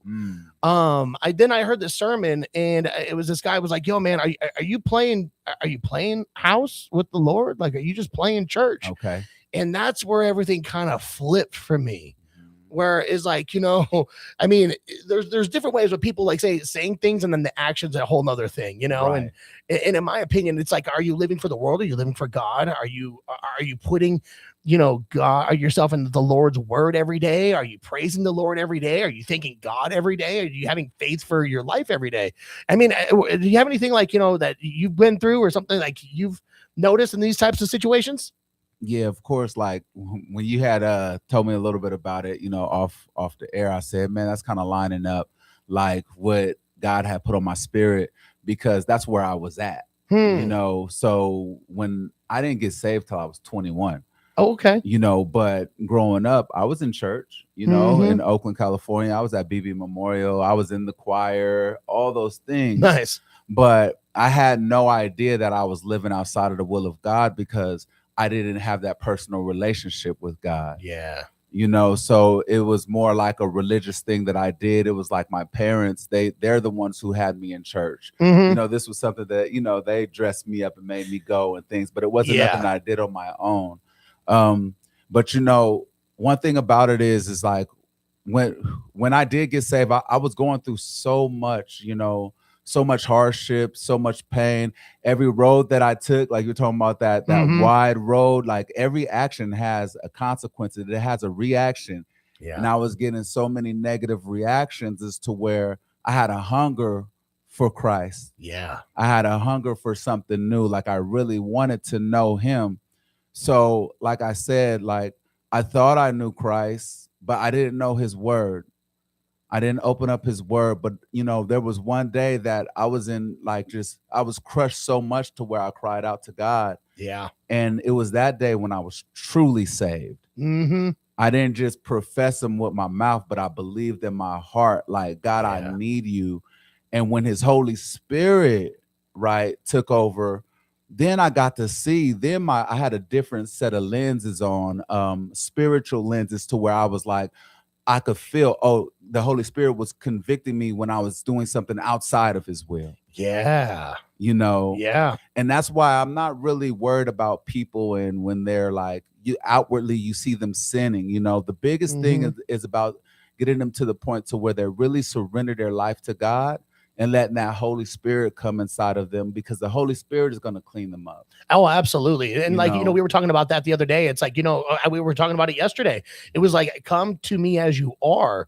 And the fact that the Father loves us so much, he's not going to keep us where we are. Yes. Yes. I mean, you could be in the trenches, you could be doing drugs, you could have a needle in your arm. We talked about all of that. Like, you could be in there, like in the lusting, you could be doing all that, but come to him as you are. But he loves you so much that he is going to move you away from those positions. Yeah. Because like, even when, I would go to church, I even had my pastor on last week and we were talking, and I was like, what's funny is I used to go to church and I'd have a bowl loaded in my car. And so as soon as I got out, I was smoking in the parking lot. I was leaving, but at the same time, like, that's where I was at. And then all of a sudden, like what you were just saying, like there was like an epiphany to where I hit rock bottom. And it wasn't even financially. It had nothing to do with my house. I didn't have, I had it all. I had 3 different Mercedes in my parking lot, in my driveway. I had money stacked up, but I was so just empty. Yeah. Just empty. Yeah. And that's where it was. It was like a wrecking ball came through and destroyed everything. And he had to rebuild me. And that's when that's where I was like, man, smoking weed is witchcraft. It's a mind alternating thing. And if anything that is considered mind alternating is considered witchcraft. Right. And I was like, oh my gosh, I'm practicing in this multiple times a day. Like I was smoking probably over an ounce a week. And I'm sitting like, this is what I'm doing. Like, I can't be doing this and calling myself a Christian. I can't be doing this and practicing the witchcrafting ways of the world and saying like, I'm a follower of God. Right. You know, and the thing about it is there's a place in all of us that will not be fulfilled by nothing other than the Holy Spirit. The world money can't fill it. Sex can't fill it. Drugs can't fill it. And we'll always be feeling empty without God. Like there's a place in us that only he can fill. Yeah. That's going to give us that true joy, true peace, the security in who we are, you know, identity. Oh, absolutely. You know, like Paul said, he said, I'm content whether I'm abased or I'm abound. Like it didn't matter, you know, as long as he had God, you know, and, you know, you know, it's people have their own vices, right? Some smoke weed, you know, some people have a problem with lust. You know, some people, you know, they have anger problems. Yeah. That, you know, all those things, right? And it's like, no matter what the vice is, you know, when God's just saying, give that to me. Absolutely. So when I started, I was smoking weed. That was the very first thing that God took away from me when I gave my life to Christ. I was 21 years old. Nice.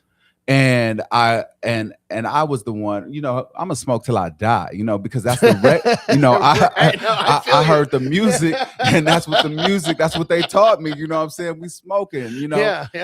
And you know, one day I was like, you know, I would walk into church, I was high, you know, and things like that, you know. And then one day I prayed, I said, God, take this away from me, because when I was in the world, I tried to stop smoking on my own.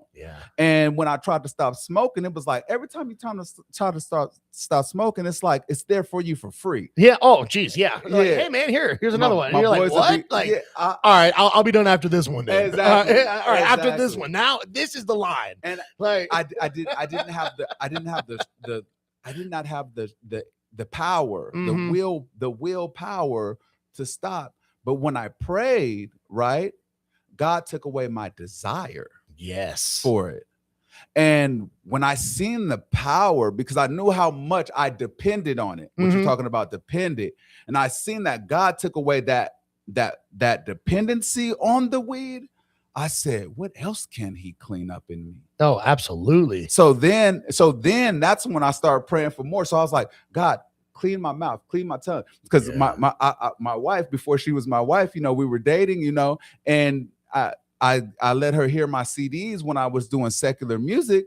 And she was like, do you let your nephew and your nieces hear this? I was like, yeah. I was like, what's wrong with it? I said, this is dope. She was like, there's a lot of cursing in this, you know, because she was saved, you know. I had just gotten saved. And when she said that, I started listening to it. I said, dang, every other line we're cursing. So then I started praying to God, take away, clean up my mouth, clean up my So he cleaned up my language, you know. He just like the prophet Isaiah said, he said, I'm a man of unclean lips. You know.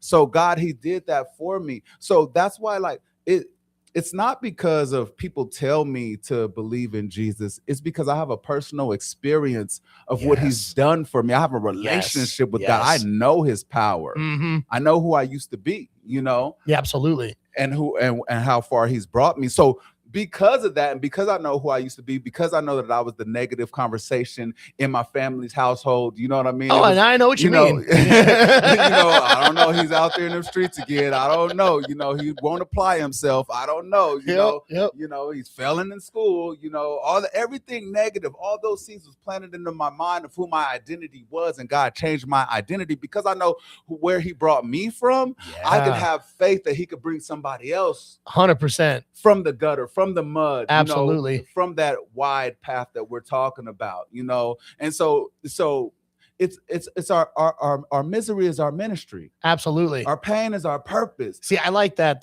Yes. As our yes. We got to go look for the people who were just like us. I went into San Quentin to minister one time. Okay. And I told him, I was like, and everybody that was out there on the pod or whatever, and we were supposed to be rapping, and I told him my testimony. And I said, I know what your day looked like. You wake up, hey, where the trees at? You know what I mean? Where the females at? Who mobile? You know what I mean? And everybody started laughing because they had to. Because that's what it is. That's what we That's did. what it was. That was our lifestyle. You know what I'm saying? Trying to go get a bottle or something like that. Yep. But because we were there, now we could reach those people who are there. Absolutely. And see, here's the thing: is that is exactly what the whole 777 crew ministry is all about. We've got two different sayings on the station. It's be the light in the night.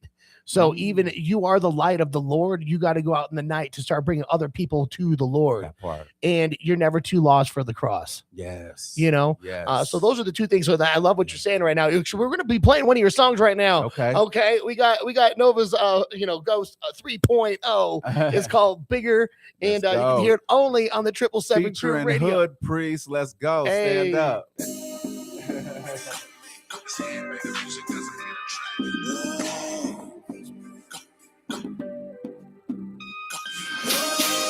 It's bigger than me. It's bigger than me. It's bigger than me. It's bigger than me. My God is bigger, bigger, bigger, bigger, bigger, bigger, bigger, bigger, bigger, bigger, bigger, bigger, bigger, bigger, bigger, bigger, bigger, bigger, bigger. My God is in the Lord like a tenant, living in the spirit cause the body just rented, looking out for Christ like we in the ninth inning. Know we coming back and you still ain't repenting. No, you ain't getting low, this bigger than me. Kingdom gotta grow, kill a giant with a sling like G5O. I'm a shooter for the team like G.I. Joe. Calling out cap, put the Lord on the map. You ain't preaching in a trap. When the demons try to act, pull it down like a lat. If you don't like how I act, leave a comment in the chat like, step back one time. Church go crazy when they hear the bass line. On the straight and narrow, leave the path behind. If they want to know about me, then ask my slime.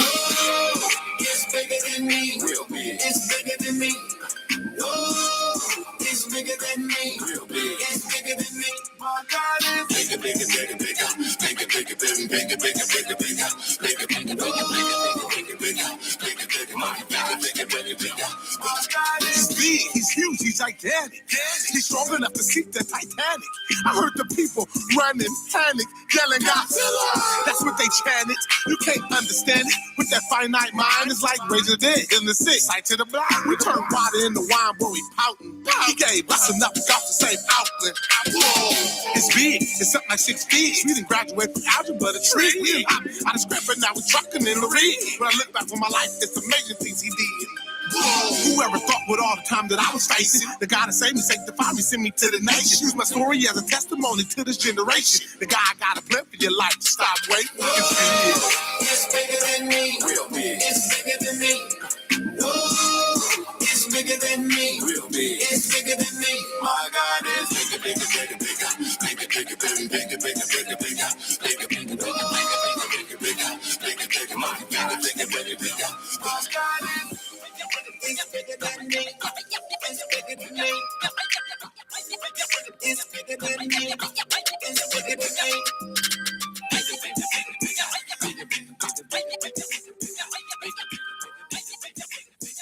No signal. Wait, what? No problem. Yeah. Get hours of endless beats offline. Now. Search the App Store for The 777 Crew Radio.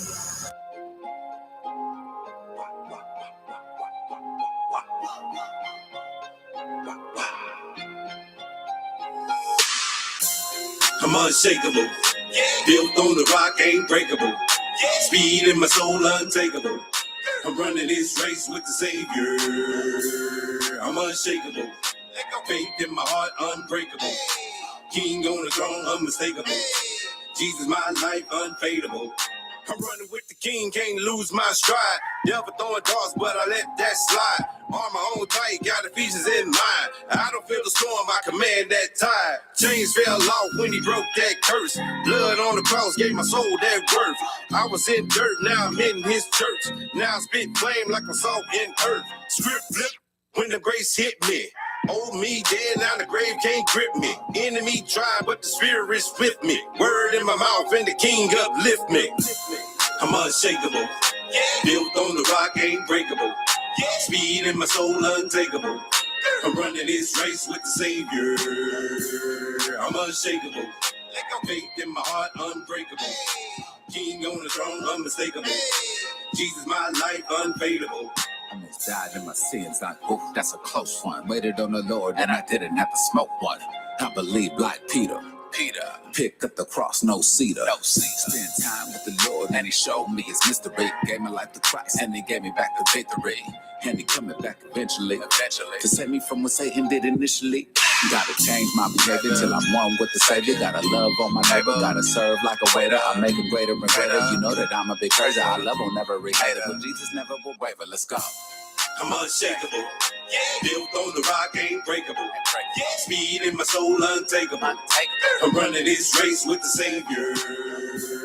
I'm unshakable, faith in my heart, unbreakable. King on the throne, unmistakable. Jesus, my life, unfadable. Come on. Yeah, you Nova Ghost, you want to introduce that song right there? Hey, that right there was Unshakable, produced by my boy Gino, and he was the one who was featuring on it as well. My boy Gino. Yeah, look him up on IG. Yeah, no, I was like, man, this is a dope record, bro. I appreciate you.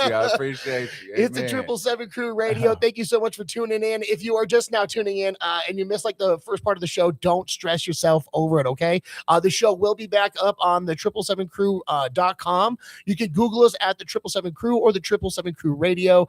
You can go to the website. You can listen to all the other episodes on there. And you can also download the radio app, which we have EDM, Latin, rock, country, and hip-hop and R&B that we're doing right now. We even got Mr. Nova Ghost on the station as well. So with some of his records. So if you like what you're hearing, go there, download the app on both app stores.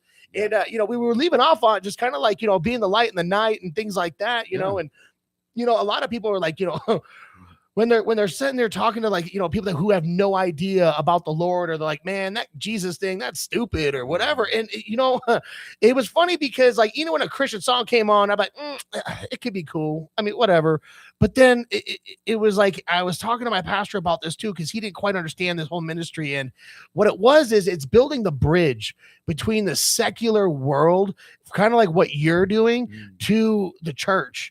And that's what we're trying to do. And God did not put me as a rapper, okay, or a singer. I don't do any of that. I can produce. That was my talent, but I am definitely not a rapper. Okay. That's all you all. Okay. It's all good. But, we need every piece of the body. It's all good. So it was like, when you're sitting here talking to somebody about the Lord and they're like, man, I don't want to hear about Jesus, but then they're listening to like one of your records and they're like, man, this is fire, dude. This is dope. Like, hold on.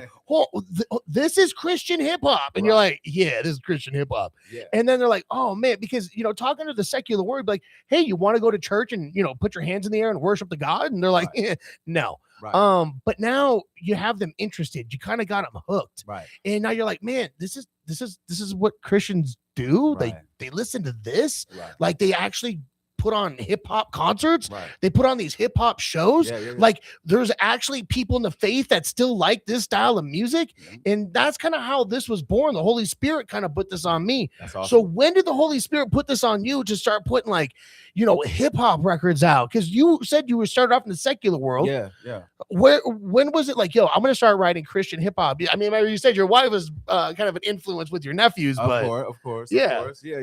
So like, after my run in the streets and I got saved, I came to a church called Destiny Christian Center at the time. Okay. And there was a pastor there named Pastor Bell. And Pastor Bell, he was very charismatic. He was very compelling. Nice. And every time that I came to church on the Wednesday night, like I said, I may have, whether I was high, maybe I was coming off a hangover or whatever, but I would come because I was following my wife in the church and she would go. So we was going to church, right? I had just got saved. Yeah. And he was like, oh, young man, you're a rapper. I want you to do a song for the Lord, right? Okay. So he gave you a challenge. Yeah. Okay, that's cool. And I was like, no. I I said, no, I'm not going to be able to do that, right? So he talked to me week after week, and one day at it was a Wednesday night Bible study. Yeah. He, in front of everybody at the very end of Bible study, said, "Oh yeah, you guys, third Sunday is going to be Youth Sunday, and Nova's going to do us one of those rap songs for God." Oh, so he called you out, so you had to do it. So I was thinking about it, and I was like, kind of deep down inside, I wanted to do it. Yeah. But I've never done it. So I gave it a shot. And I had one of my friends, he sang a chorus for me. Okay. You know, and we went and we did that song. And I'm talking about the mothers in the church and stuff. They were like, what is this? Like, nobody knew, like, this how it is now. Yeah. Oh man, back then we couldn't even do Christian rap in the church. Oh no, yeah. There's still a lot of churches that still won't do it. Yeah. So he was ahead of his time. So that's cool. So we did that song, and there was a few people who were like, you know, that was really good, you know, and next thing you know, somebody else came up to me like a week later and was like, hey, there's a Jesus Day celebration that we're having in the park in Brentwood. Can you come do a song? Nice. So I ministered the song there. And when I ministered that song, I was going on the stage and I was really nervous. Super nervous. Oh, yeah.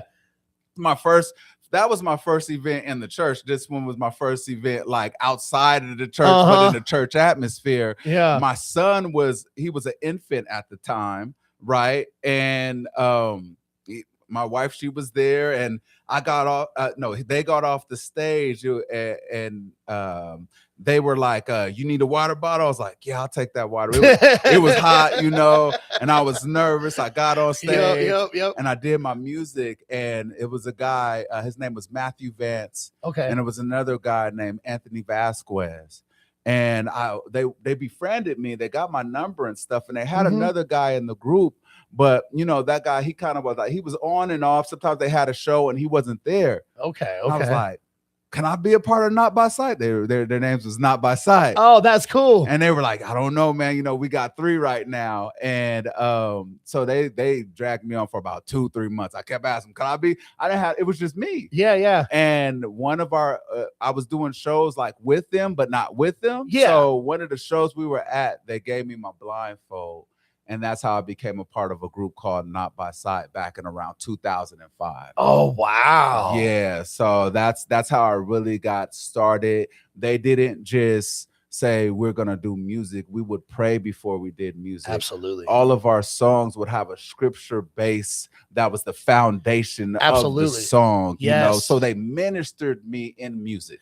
See, and that's so beautiful. And it's funny that you say that, because that's exactly what the majority of all of the music that we play on the 777 crew.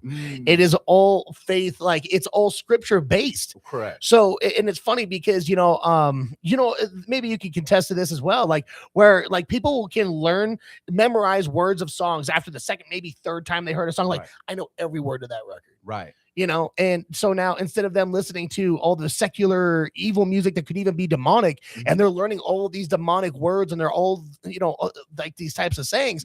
Now, when we're putting out the gospel and scripture into music, now people are learning the words to these songs, and now they're learning scripture. Yes. Now they're learning the word of the Lord, that double-edged sword. You know what I mean? Like that's what they're learning. And so all of a sudden, like, hey, in church, like, Pastor, I memorized a song that sounded exactly just what you said, and it's exactly what it's supposed to be. Right. I learned a lot of scripture from listening to people like 12 Tribe and who else? The 116 Click. Okay. Back in the day when Lecrae was back then, I learned a lot of stuff. They had an album called 13 Letters. Oh. About all of the 13 letters that Paul wrote. Okay. And you go and check it out. You can go, it's on the internet right now. And I still go back to that sometimes just to listen to it, and just, because, there was so much teaching in it. I learned a lot about the word through music. Oh, that's beautiful. When I first came, See, that's cool. So you've been doing this for, now what, 20 years now? 20 years. Yeah. So, so now I can finally say that half of my life was in the world, and now half of my life was in the Lord. See, that's beautiful. And see, here's the thing is like, you know what? That's kind of like what we were talking about too. Yeah. Is like, it doesn't matter where you come from. Right. It doesn't matter. What matters is how you finish the race. That part. You know what I mean? And so the Yes. fact that, all right, cool, you lived your first half for the world, but you know what though? The Lord took what you went through in the world to mold you and to use you for the other half for right now. And who knows, you got another 40 years on 50 years, 60 years on top of your belt right Come on now. now. So imagine Receive that. yeah, exactly. Imagine like what the people that you're going to be teaching to and who you're going to be able to minister to off of just that 20 years that you put into the original part. Right. You know what I Right. mean? No, Like, I hear and that's where, you know, sometimes even with my background, you know, like, yeah, I've been in nightclubs my whole life. I started DJing when I was 12. I mean, I've been all over the place, like, you know, different countries, all that. And I was in a lot of no good satanic areas, not like they were worshiping the devil, but at the same time, if you're not worshiping the Lord, you're not worshiping. Period. Exactly. You know, and that One kind way. of it brings me to another point too, is like a lot of people of the world that even say that they're Christians, you know, they say the Lord says, do not have another idol. You should never have another idol. And a lot of people think like, oh, it's a golden calf, or no, that could be it, because some people still worship golden items. All right. But at the same time, a lot of people are sitting here worshiping a lot of things of the world. Like, ooh, how many followers do I got? How many cars do I got? How much money do I have? Oh, they worship lust. They put all of these things above the Lord, and they can still try to say, oh, I'm a Christian. Well, but at the same time, you got to switch that around a little bit. This is the position that we play, right?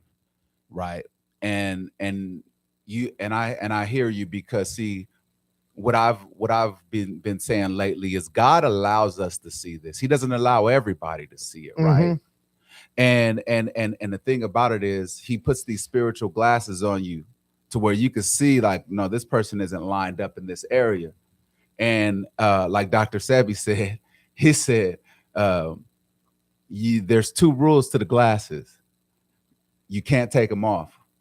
So now you can see it, you know. Yeah. You can see, you're like, oh no, that's off. You know, that's not of the Lord. You know, you can hear it and you're like, nah, something.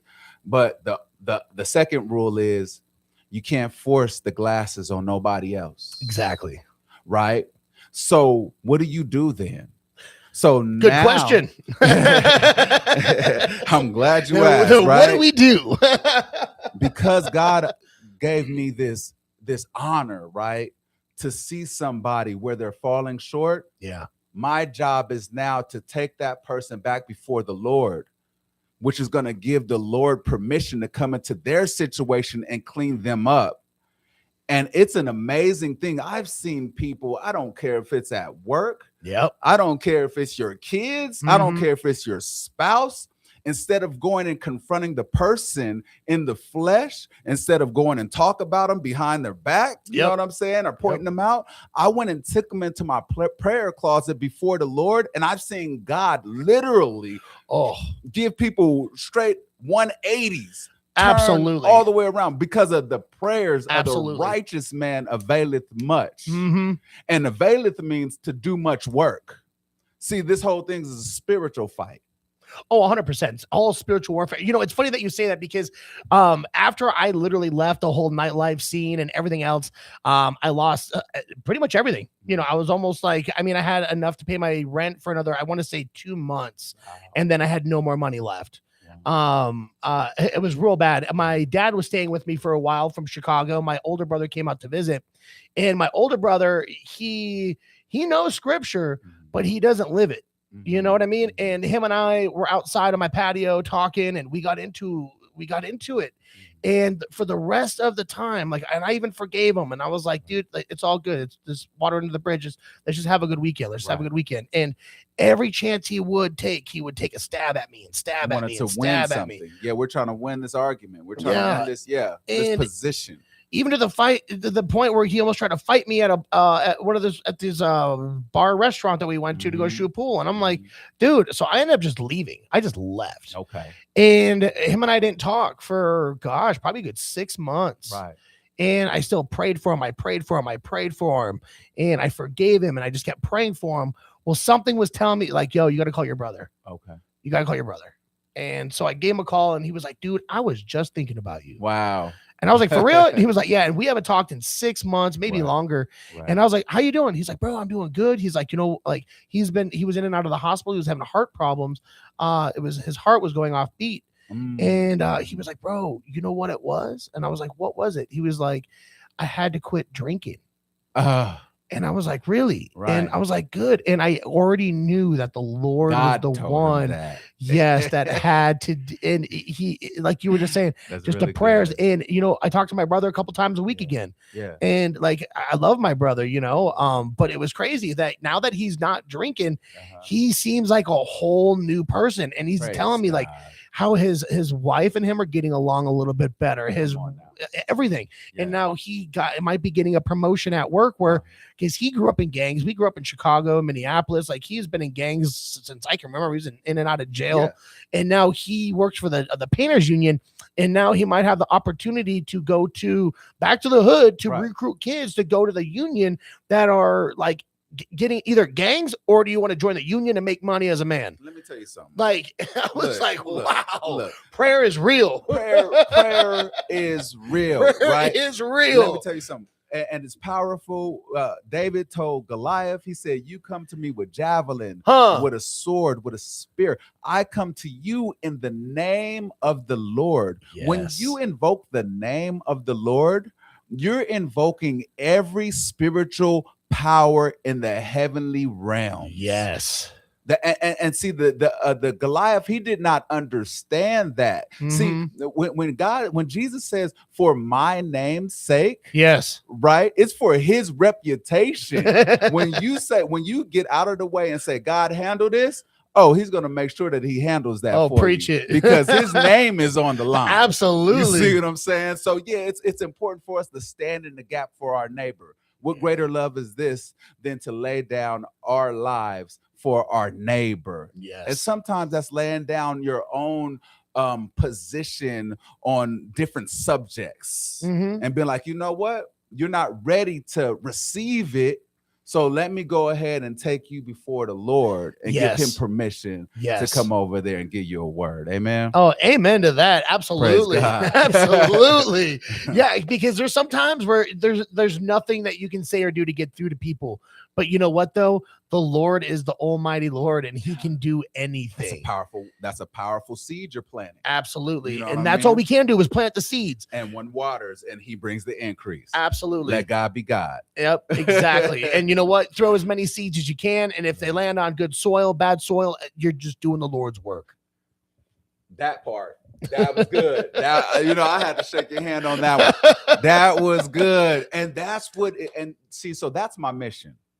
That's my mission, to go around and just spread the seeds of the Lord. It might not be through spoken word. It might be through a smile. It might be through a hug. It might be through a phone call.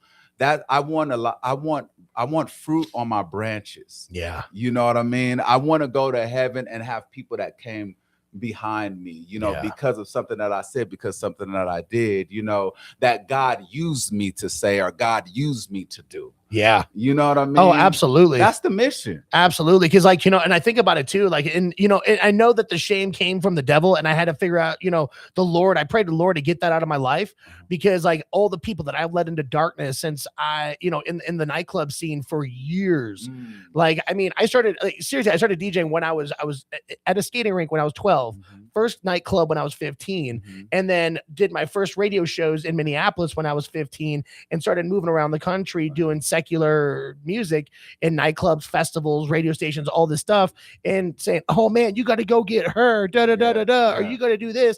And I'm sitting there, I was like, it was so much blasphemy that I was doing towards the world. And I thought I was being cool because I was being the world. But at the end of the day, the world is going to die. And your worldly flesh is going to die. And what I was saying is going to die, because what I was saying wasn't from the Lord, it was from the evil, and that is death. And the thing about it is, the carnal mind, the carnal mind is death, and the thing about it is, once that Holy Spirit got inside of you, then you looked and you were able to see it. You're like, whoa, I'm living way outside of the will of God. Oh, absolutely. Oh man. And the Bible says that the Holy Spirit will comfort you and it will also convict you. Yes. You know what I mean? So you're feeling the conviction, but it won't condemn you. See, the enemy's trying to condemn us. The enemy's trying to get us to carry the guilt and carry the shame. But the guilt and the shame only keeps you outside of the will of God longer, because now you don't feel worthy to go out there and spread them seeds. Yes. You know? So take his grace. Oh, absolutely. I have people come to me like, oh, now you want to sit here and talk about God? You want to do this? You want to do that? I'm like, yeah, because you know what?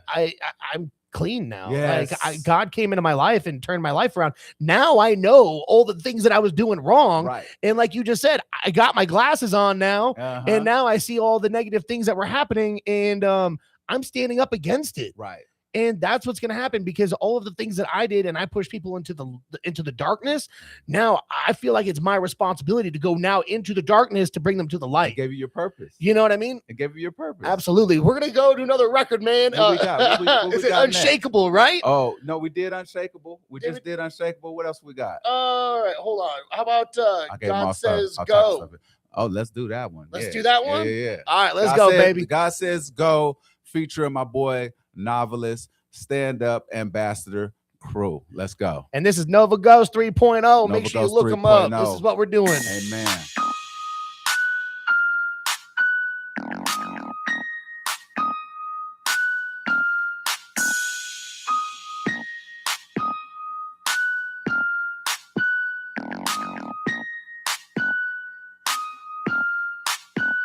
God say go, I'ma run. And when I get to heaven, see the souls that I won. See the souls that I won. God say go, I'ma run. And I ain't never quit until he tell me that it's done. Well done, if God say go, I'ma run. Cause it ain't never funny when a rabbit got the gun.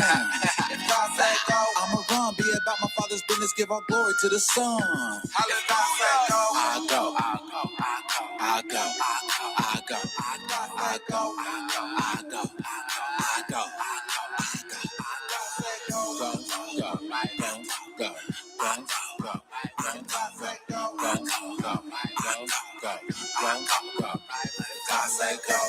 Spread the Holy Ghost till you feel a pulse. Make the city glow till it overflow. I won't ever fall. Heart of gold, standing toe to toe. Call me Nova Ghost 3.0. Here to save a soul. Look, I told ya. We are here to take over. Striking like a Viking, take the venom from a cobra. Told you that the world is getting colder. But now it's time to flip the world over. And that's facts. I ain't never going back. Fight the good fight, I can throw him from the shoulders. Drunk in the spirit, but I'm vigilant and sober. Always staying ready if he tell me I'm a goer. And they be screaming no crap. If they had a second chance, they'd be quick to take it back. Cause you got a lot of grace for your sins. Bet you never thought you could be born again. So just win and believe in the Savior. The power of the Ghost made me switch up my behavior. Now I'm on the mission, spread the message to my neighbor. There ain't none greater. So if God say go, I'ma run. And when I get to heaven, see the souls that I won. See the souls that I If God say go, I'ma run. And I ain't never quit until he tell me that it's done. If God say go, I'ma run. Cause it ain't never funny when a rabbit got the gun. If God say go, I'ma run. Be about my father's business, give all glory to the Son. If God say go, I go, I go, I go, I go, I go, I go, I go.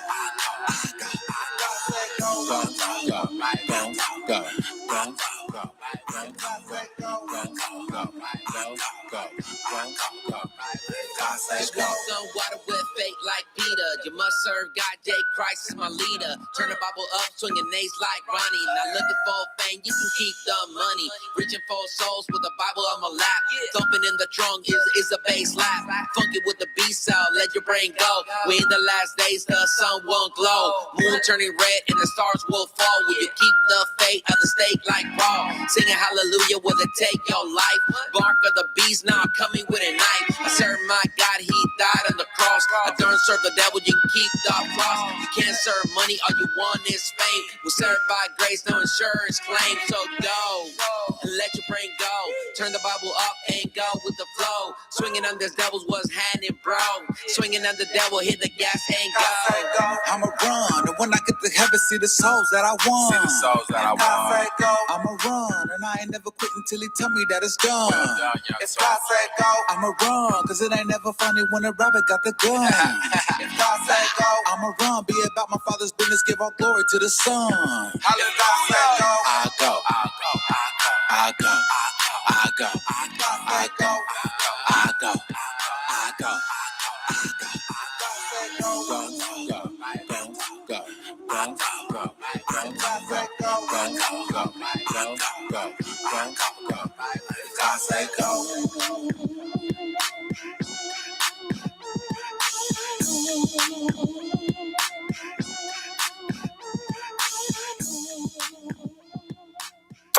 No radio at work? No problem. Download our app or listen online. Get it right now. Search The 777 Crew Radio.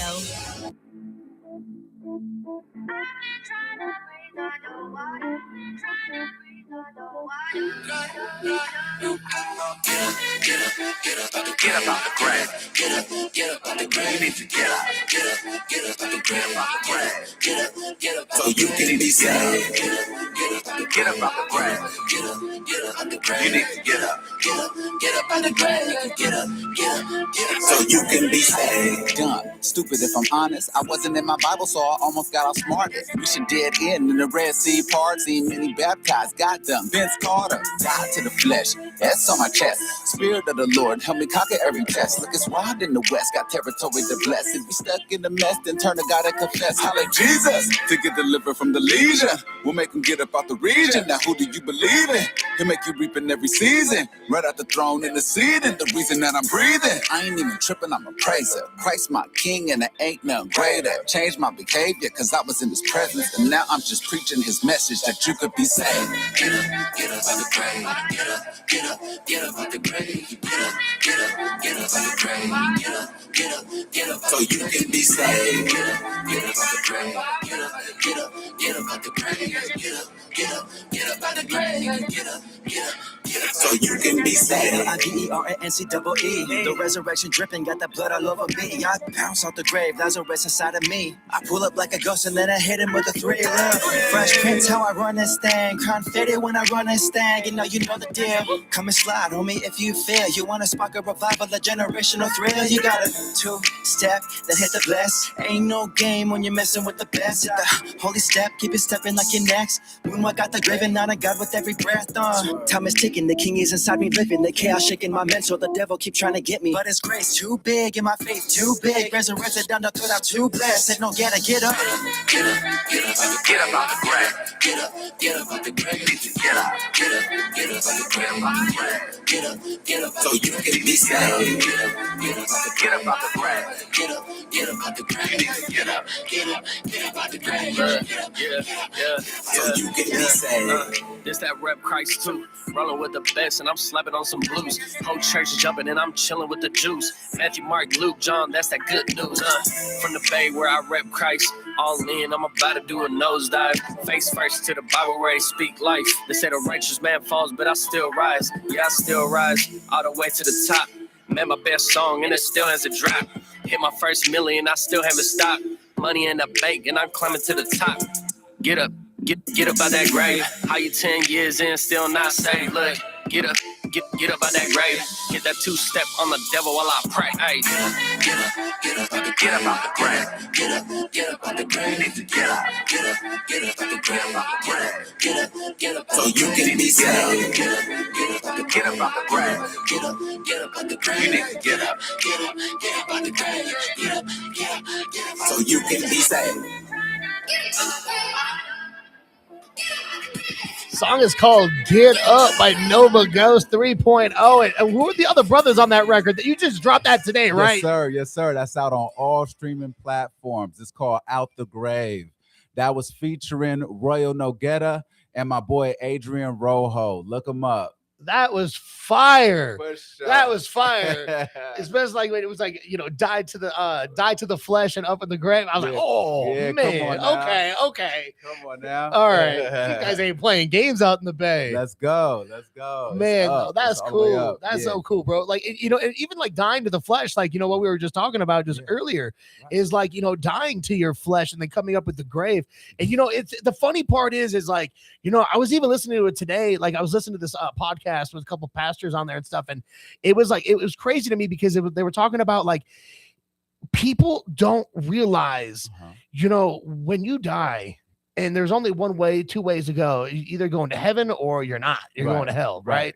And one of the pastors was like, people I don't think they understand, like, oh, I'm going to go to hell and I'm going to party down there. It's like, no, you don't understand what you're talking about. You know what I mean? And that's the thing is gnashing of teeth. Exactly. And that's the whole point is like where you're the pain is so bad, your teeth are just going to dust, and all you feel is pain and torture and darkness. Everything smells. The worst smell, the thing that you hate to smell, that's what's down there. Yeah. And all your senses, it sucks. There was this, like, when they were talking about it, and I was like, wow, it's so true. And then it started to make me think about, like, how ungodly the world has been getting, over the past, like, say 50 years, 20 years, 10 years. It just keeps getting worse and farther away from God, to where, like, people are just, I don't want to say that they're just evil, but just the entitlement. Like, oh, everyone is better than, oh, I can do everything. I can do all my stuff on my own.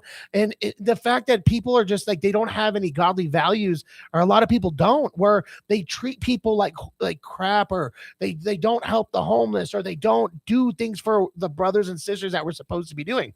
And then it made me think, like, if the world right now, with the depression, anxiety, all of the things that people are going through right now, and they're like, and they feel like they're already in hell, and they don't give their life to Christ, and you actually end up in hell. This is just the world. Like, can you imagine, like, when you do go to hell, and it's going to be a billion times worse. Right. You know what I mean? Like, so how can you get rid of all this anxiety and depression and the ways of this world? Well, there's only one way to do that, and that's through Jesus Christ. Right. This is true. And, I'm seeing a lot of people come to Christ in droves. Oh, yeah. Especially lately, too. The past, I'm talking about, like, from every status group. You're talking about entertainers, athletes, you're talking about, just the average, you're talking about youngsters and kids, with that Christ-like movement that Miles got going on right now. This music that we're making that's palatable for the youth. They're actually going around representing Jesus, which is beautiful. Listen. Some of them might know what they're doing. Some of them might don't want to. Some of them might want a stage to perform. It don't matter. I remember he said, it doesn't matter what their motives are, as long as they're preaching the gospel. Let God do the rest. You know what I mean? And I just think it's a beautiful thing that, like, right now, you made a platform. You know how long it took us to have a platform to play some Christian rap music? I didn't do it. God did it. He just put me in charge of it and said, don't mess up. Amen. Okay, just don't mess it up. I'm like, okay. Like, trying to have the Holy Spirit, and, like, 9 to 5 boss, try having the Holy Spirit and be like, hey, that's not right. Change that. I'm like, oh, yes, sir. It's just, exactly. And, it's the only thing is when he gives you that platform, he said, when I be lifted up, I'll draw all men, and just keep lifting him up, man, and keep doing what you're doing, man. We really appreciate this. When I looked on the flyer, it said FM. I said, wait, I had to take my glasses off. I said, wait a minute, is that an FM radio station? They usually put us on that talk radio AM or something that got static in it and stuff. No, man. I said, this is quality. Wait a minute, I ain't used to this. we're on 3 different radio stations. This show is on 3 different stations already. Talk about it. Yeah, we've got you can listen to us on 93.7, 103.3 FM, and we are on the static AM station, which is 1400. But you can dial it in, so it's not that staticky anymore, man. We got these digital radios now. It's cool. Let's go. Right, that's true. Hey, so what about how can people support this radio station? Well, they can always, like, you can look it up. It's America's First Radio. You can Google us too. And then also, that's the stations that we are on. Also, if you want to support the 777 crew, please look us up. You can Google us at the 777 crew. It's the number 7, and that'll take you to the website where all of our socials on there. You can download the music platform where we do have the EDM station, where it's just a bunch of jump for Jesus, rave type of music. Let's go. Anything from that to, we have Latin, where the Latin station, we have, like, anything from cumbia to merengue to bachata to banda, like all different genres of Latin music, reggaeton. So don't worry about that. We got the reggaeton on there, the Latin house, everything from rock too. We've got alternative rock, grunge rock. Jesus is taking everything. We're going in. God is doing Violet taketh by. by force. Yes, he is putting his finger down, and and then also the country. We've Uh-huh. got anything from outlaw country to line dancing country, everything, pop country, everything for the country music that is combating all of today's sounding music. Let's go. You can find it on this app. It's the 777 Crew Radio. If you go to your app store on both sides, if you have iPhone, Android, it doesn't matter. You can download it, and you have access to all 5 radio stations. I love it. I love it. See, you're a part of that remnant. We go against the grain. You know what I mean? We and that's why God, he uses us because we was like that in the world. You know what I mean? We was outlaws in the world, but now we came to Christ and we was like, we're going against everything that the world is doing. Well, you know what? And Jesus, we good at it. He was the first 1%er out there, man. Like Come he was on. like, Exactly. Bro, it was funny. It's like my brother Tony said that to me. He was like, Jesus was the first 1%er, right? And I was like, that makes so much sense because he went against the grain. He stood up to the Pharisees and Sadducees, and then all of his disciples went to jail. Right. I was like, I even got a shirt that says, "All my heroes have been to prison," and it has all their names on it. And then people look at me like, "That's funny, like that's cool." And I was like, "Hey, you know what I mean?" Like, yo. But at the same time, like it was funny enough. It's like we were talking about this on a Tuesday night. We were going through Revelations and a Bible study, and Pastor Tom was like, what if one day we come to church and we're sitting here listening to Pastor Phil speak, and all of a sudden they come in and they just arrest him, and I was like, well, I guess I'm going to prison with him. I was like, I'm not going to let that brother go by himself. Right. You know what I mean? Like, we're Right. going together because I believe in the Holy Spirit. I believe in Jesus Christ. So if you're going to take him, you might as well just take me too. Right. Like, I'll save you an extra trip because gas is expensive. Right. You know what I mean? Like, Exactly. Yeah, man. He uses us, and that's what people need to know out there, that he's going to use the characteristics, how he made you, but he's going to use you for him. Absolutely. When I was in the world, I was very athletic, but I was using it for the world. You know what I mean? I was using it to do crimes or something. I'm hopping fences. I'm running.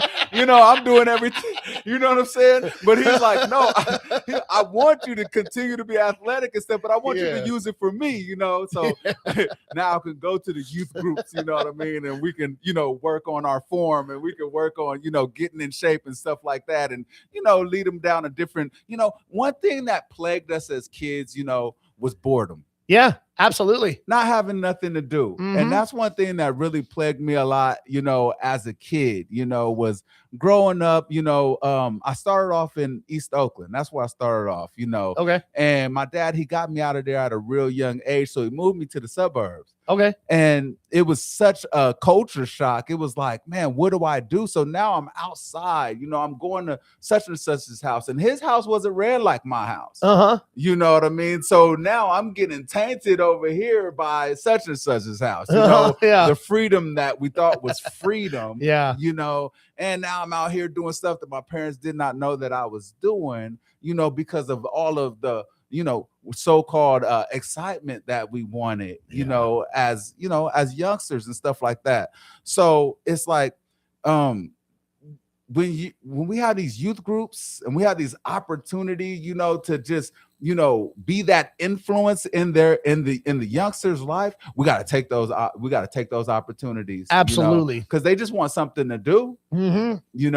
They just want something to do. Oh, yeah. And then guiding them down the right path, too, in something healthy and towards the Lord at that young age. Like we have an Aspire group at our church, too, where it's like the youth group, man. And they take these kids, and I'm a little old for that youth group. Unfortunately, I outpassed that by quite a few years. It's all good.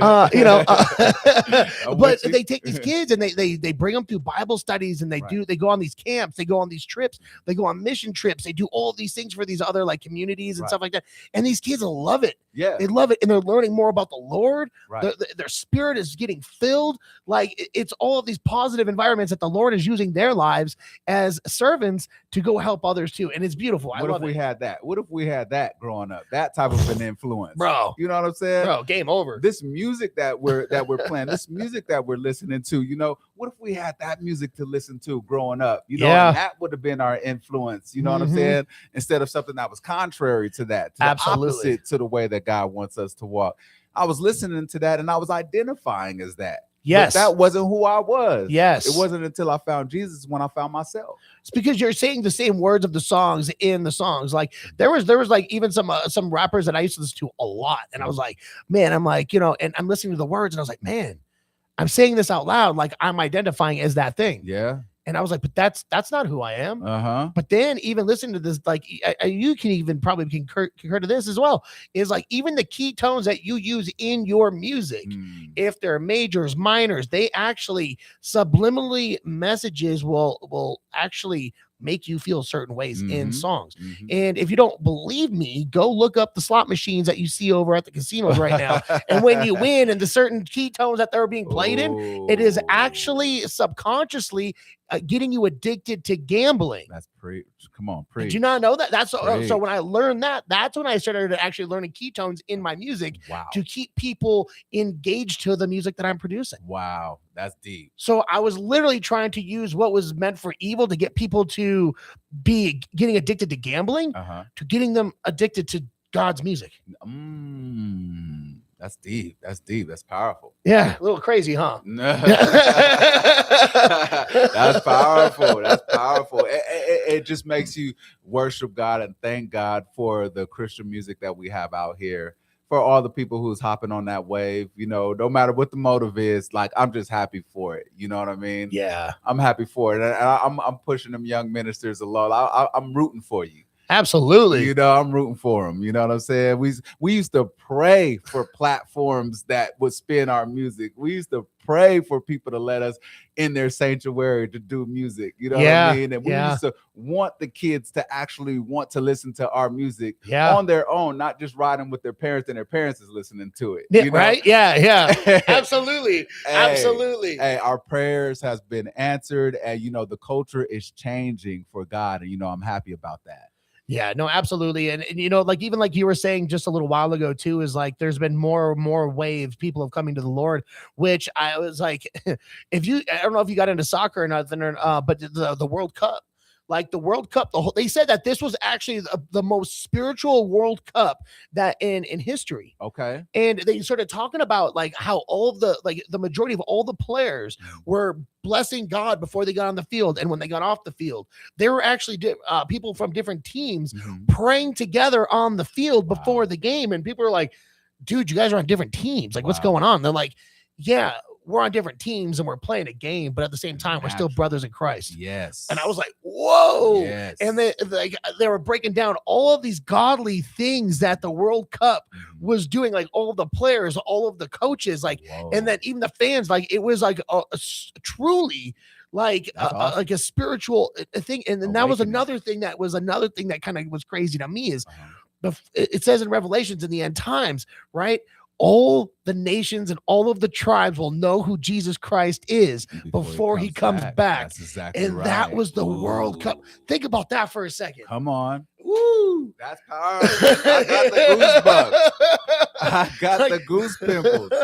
Oh man, that's powerful. So it's just so like those are the type of things that like I'm like, wow, the Holy Spirit is moving in everything in this world. And that's where, like, you know, when it comes into the Revelation times, it's like, you know, there's so many prophecies that are coming true more and more and more every single day to where it's like, I feel like it's our responsibility, at least mine, to be like, yo, open your eyes.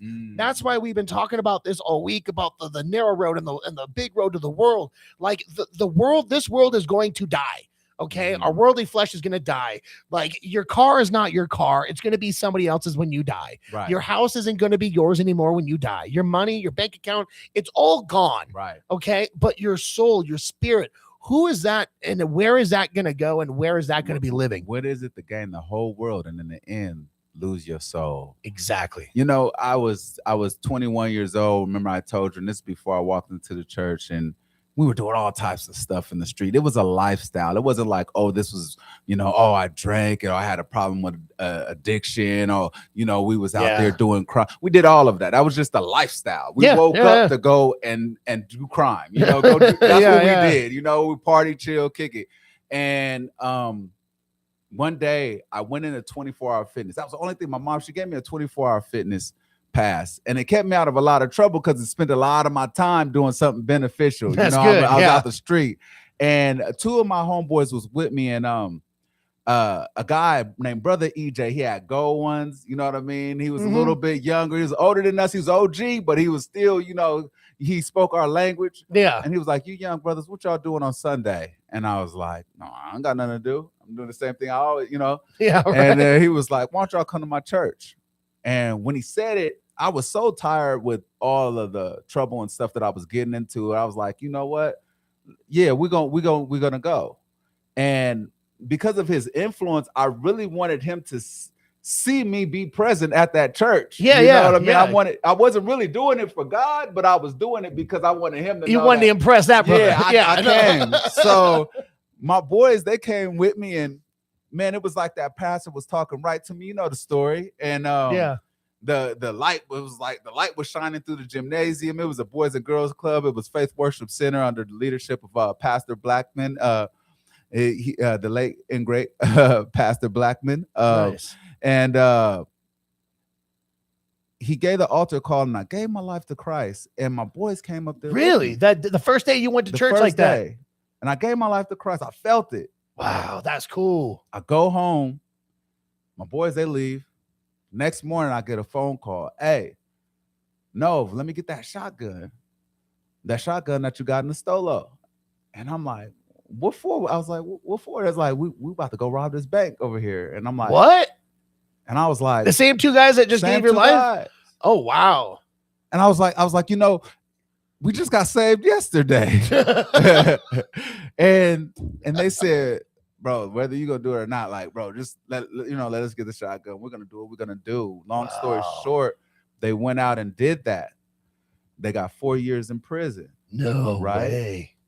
I was at home. I was tired of just being in the street. You know, I got a phone call from one of them that said, "Hey, tell my family where I'm at." I'm like, "What they supposed to do for you?" He's like, "I just want them to know where I'm at," you know. Wow. And I tell this story every time that I do music ministry, because that's my testimony, because I was only one day, if I would have spent one more day Wow. in the world, Yeah. it would have changed the whole direction of my life. Dude. That 4 years, within that 4 years, I met my wife. I became a youth minister. Wow, within man, that 4 that's years. crazy. I had my kids, you know what I'm saying? Within that 4 years, we got married, you know. I was 1 year, like somebody like might be listening right now who are still walking that worldly walk, and you think you got time. But okay, maybe you won't die in the next moment. But what if there's a life-altering situation that transpires because you Amen. didn't say yes to Jesus Yeah. and let him clean you up? You know what I mean? Wow. That's crazy. That That's a changed my whole story. direction. You know how many people I've preached the gospel to, how many people I got to pray for within this 20-year period, you know, like that changed my whole life. Like it's not all about us. And that's what we got to understand. Oh, it's not about us at all. Our yes Mm-hmm. is about the people who are attached to our calling. Yes. There's some people that's only going to get saved and listen and receive the word from Teddy P, and they're attached to Teddy P's calling. There's some people that's only going to be attached to Nova Ghost's calling. There's some people who's going to be attached to Adrian Rojo's calling. Yeah. You know, and there's some people that you listeners, there's some people who's only going to be attached to your yes. Yeah. Your yes is not all about you. Sometimes we don't say yes because it's a selfish reason. I'm not ready yet. Oh, yeah. But he said, what greater love is this? I'm going to say it again. It's to lay down your life for your neighbor. Amen. You're laying down your life isn't, jumping in front of a bullet. You're laying down your life is saying no to the ways of the world and saying yes to the ways of God. Poof. Amen. See, now that's powerful. Amen. Praise God. We're going to play a couple songs, man. Thank you so much. And if you're just tuning in, you're missing this powerful talk right now with Nova Ghost 3.0. Make sure you go to the website. It's going to be up later on today. The 777crew.com. Google us, the 777 Crew, or the 777 Crew Radio. We're going to have this whole episode up online right now. Which one do you want to do next, brother? He did it again. He did it again. All right, we're going to play He Did It Again. You get to hear it first and only on the 777 Crew Radio. Yeah. fell in love. For His grace and His mercy.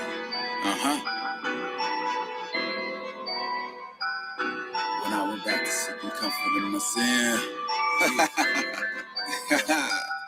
He did it again. He did it again. He did it again. He did it again. When I went back to seeking comfort in my sin. When I thought Jesus never take me back again. He did it again. He did it again. He did it again. He did it again. When I had no one left and everybody ran. I called on Jesus and He took me back again. He did it again. Children talked about me, I was hungry, I was thirsty. When the devil tried to out me, Jesus never let him hurt me. I was bitter, I was pouting, but He kept me in His mercy. I was fearing, I was doubting, but He told me I was worthy. Most of these people don't know that I never give up and I never fear death. I fight against evil and people because most of these people ain't happy, I'm blessed. I must confess, I was living in my flesh. I looked for help and no one took me out my mess. The way I felt, like I was in this by myself. I looked within and Jesus said I never left. When I was seeking comfort in my sin, I called on Jesus and He took me back again. He did it again. He did it again. He did it again. He did it again. When I went back to seeking comfort in my sin. When I thought Jesus never take me back again. He did it again. He did it again. He did it again. He did it again. When I had no one left and everybody ran. I called on Jesus and He took me back again. Sometimes people get so holy they can't check up on their homies. Sometimes people see you falling, then they label you a phony. But we sin and we fall short, so why they got their fingers pointed? What they thought just cause they don't improve, they stopping my anointing. Yep, He's Yeshua, He'll lift you up, His name I will confess. I know I sin again, but I intend to do my best. And when I need some counseling, my Lord don't never miss. And when I asked Him what to do, He told me just repent. We're back to seeking comfort in my sin. When I thought Jesus never take me back again. When I had no one left and everybody ran. I called on Jesus and He took me back again. Yep, He did it again. He did it again. He did it again. He did it again. When I went back to seeking comfort in my sin. When I thought Jesus never take me back again. He did it again. He did it again. He did it again. He did it again. When I had no one left and everybody ran. I called on Jesus and He took me back again. He did it again.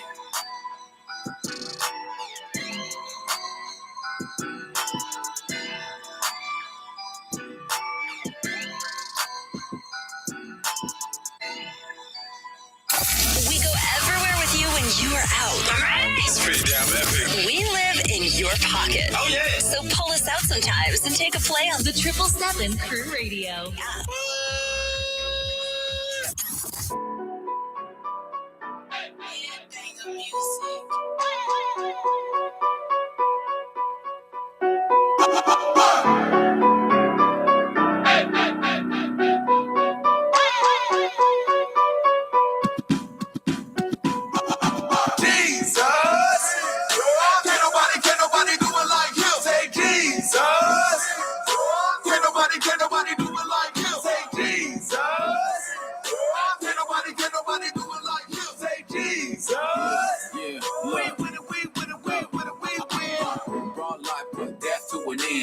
Came to earth and He died for our sins. 3 days and He rose once again.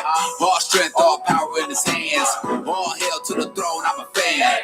All hail to the Lion and the Lamb. He put His spirit in a woman and a man. So if you really want to win, say Jesus. Can't nobody do it like Him. Say Jesus. Can't nobody do it like Him. Say Jesus. Can't nobody do it like Him. Say Jesus. We win it, we win it, we win it, we win. No halfway, I'm all in. Don't tempt me, I'm on 10. Because He lives within. We family, we all kin. We win, we build, we sin. Until He comes again. They mention God on film. But if they really want to win, say Jesus. Can't nobody do it like Him. Say Jesus. Can't nobody do it like Him. Say Jesus. Jesus. Can't nobody do it like Him. Say Jesus. Jesus. Jesus on the 777 Crew Radio. with my guy Nova Great Ghost.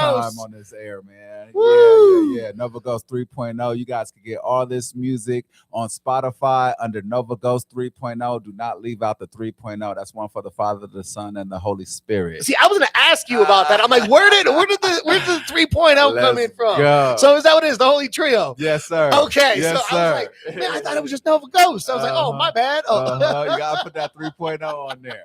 That's humor. Okay. Yes, Because I was like, where'd that come from? yeah, Okay. yeah. So it was funny because when we were off the air, I was just talking to him. I was like, man, because Nova and I, we've only had like maybe 2 conversations. Yep. We did a show together about a year ago now. Yes. And that was the first time he came to Reno, did a show.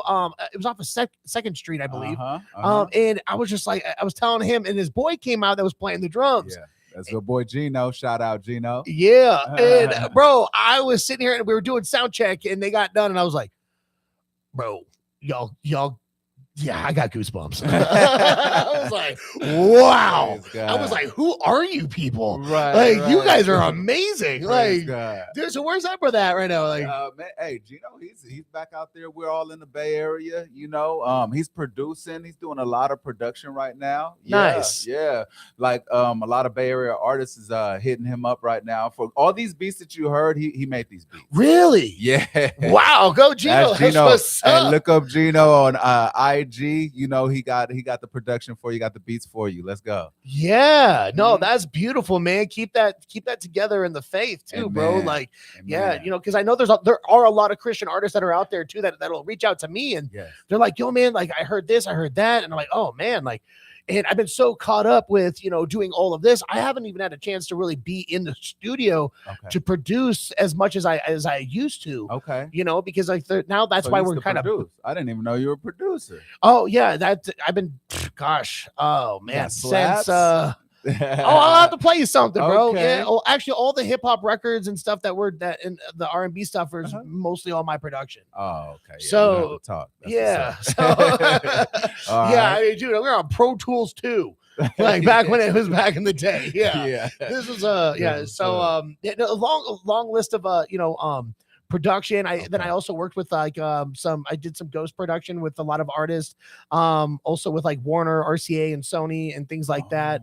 So yeah, big shout out to those guys. They've always been really good to me, even though that I decided to part ways and kind of go to a different direction.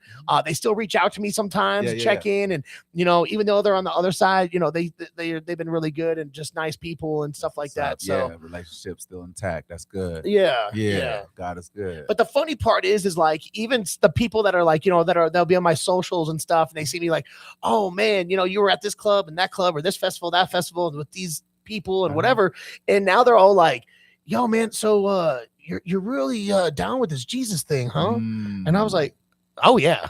Oh yeah, I mean, Without a doubt. 100%. Yeah. And they're like, and here's the thing: is a lot of people where I had a lot of people delete me, a lot of people unfollow me. That's fine, Yeah. whatever. But here's the thing: is the people that I've been getting in my DMs, be like, hey man, can you talk to me more about God? Hey, can you pray for me? That's Hey, what it's and I was about. like, really? And I was like, even some of the people that I was like, there's no way, Yeah. like, there's no Never way, know like where this is somebody's at. happening. Yeah. Yeah, like, you know, even so I used to ride in a motorcycle club, and I'm Okay. not gonna say which one it was, but like, course. you know, I ended up leaving the club because of some spiritual things and some stuff that was like right and wrong, and I've always been on what I believe is right is what I'm gonna follow, Right. and I ended up leaving. Gotta prune you. Yeah, Uh-huh. and it was funny enough. It was about maybe a month and a half ago.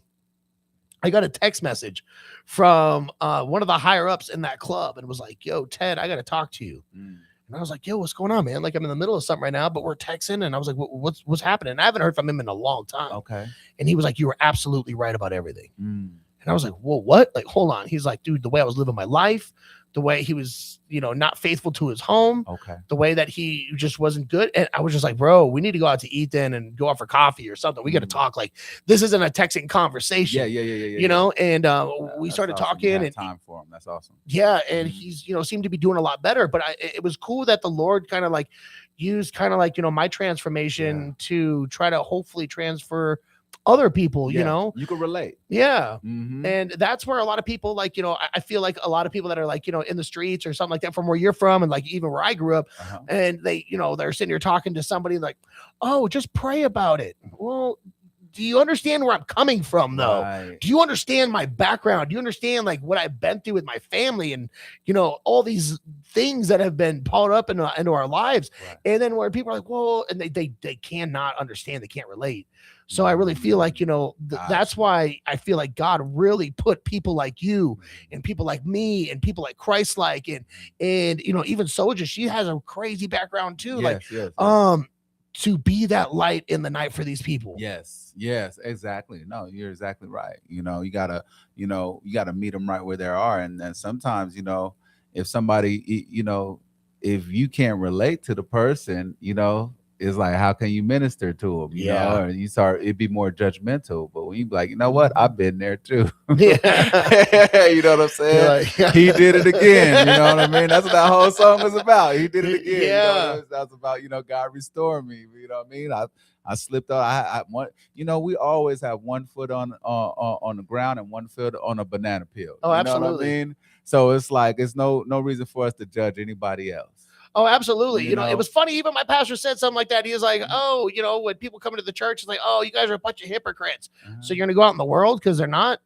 Yeah. You go to a church where there's people that aren't being a hypocrite. We're you know? human. Yeah, exactly. We're not God. Yeah. You know, I mean, we're still trying to do whatever's best that we're supposed to be doing. That's right. But at the same time, we're human. This is flesh. Right. That's right. Like, yeah, if, you know, I could fall off a chair right now and hurt myself. Right. That's flesh. You know what I Yeah. mean? Like, but at the same time, like, you know, when it comes to like addiction and it comes to like things like that, like there's a lot of people who are like, man, my addiction is so bad. My addiction and with this and that. Well, you can change that addiction. Even recognizing that you have an addiction is beautiful. Right. Because now use that addiction and change it to the Lord instead of focusing on something like lust or, oh, I need to make all this money. Or even for the instance, people get addicted to buying shoes, bro, like Jordans or stilettos or something, you know what I mean? But like either way, it's like, you know, when you start realizing that you have this addiction then, or even to alcohol and being like, you know what? Instead of having that drink or instead of doing that drug or instead of doing these certain things, I'm going to pray and I'm going to read some Bible scriptures. Yeah. Yeah. Focus and then start making that into a habit to where you're going to be more focused on that being your addiction. You know what I mean? Like be addicted to that Bible. God could do it.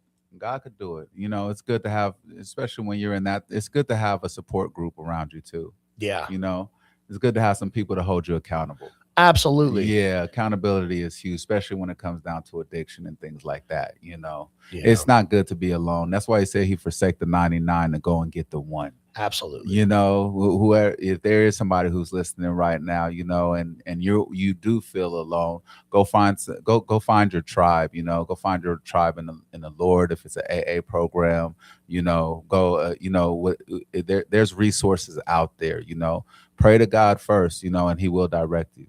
Absolutely. And we do have a really good program over at Calvary Chapel, Reno Sparks too. We have a lot of amazing pastors out there who are there to minister and not even that, just to even counsel. And we have a lot of great counselors there. I mean, my wife and I actually did our premarital counseling there. Oh, you know what I mean? Yeah. That's So, awesome. Yeah. I And mean, important. very important. Yes. Yeah. It was like, what was that scripture? Slow to anger, quick to listen. I'm like, breathe. No, I'm kidding. I'm kidding. Kind of. You're going to get in trouble. I know.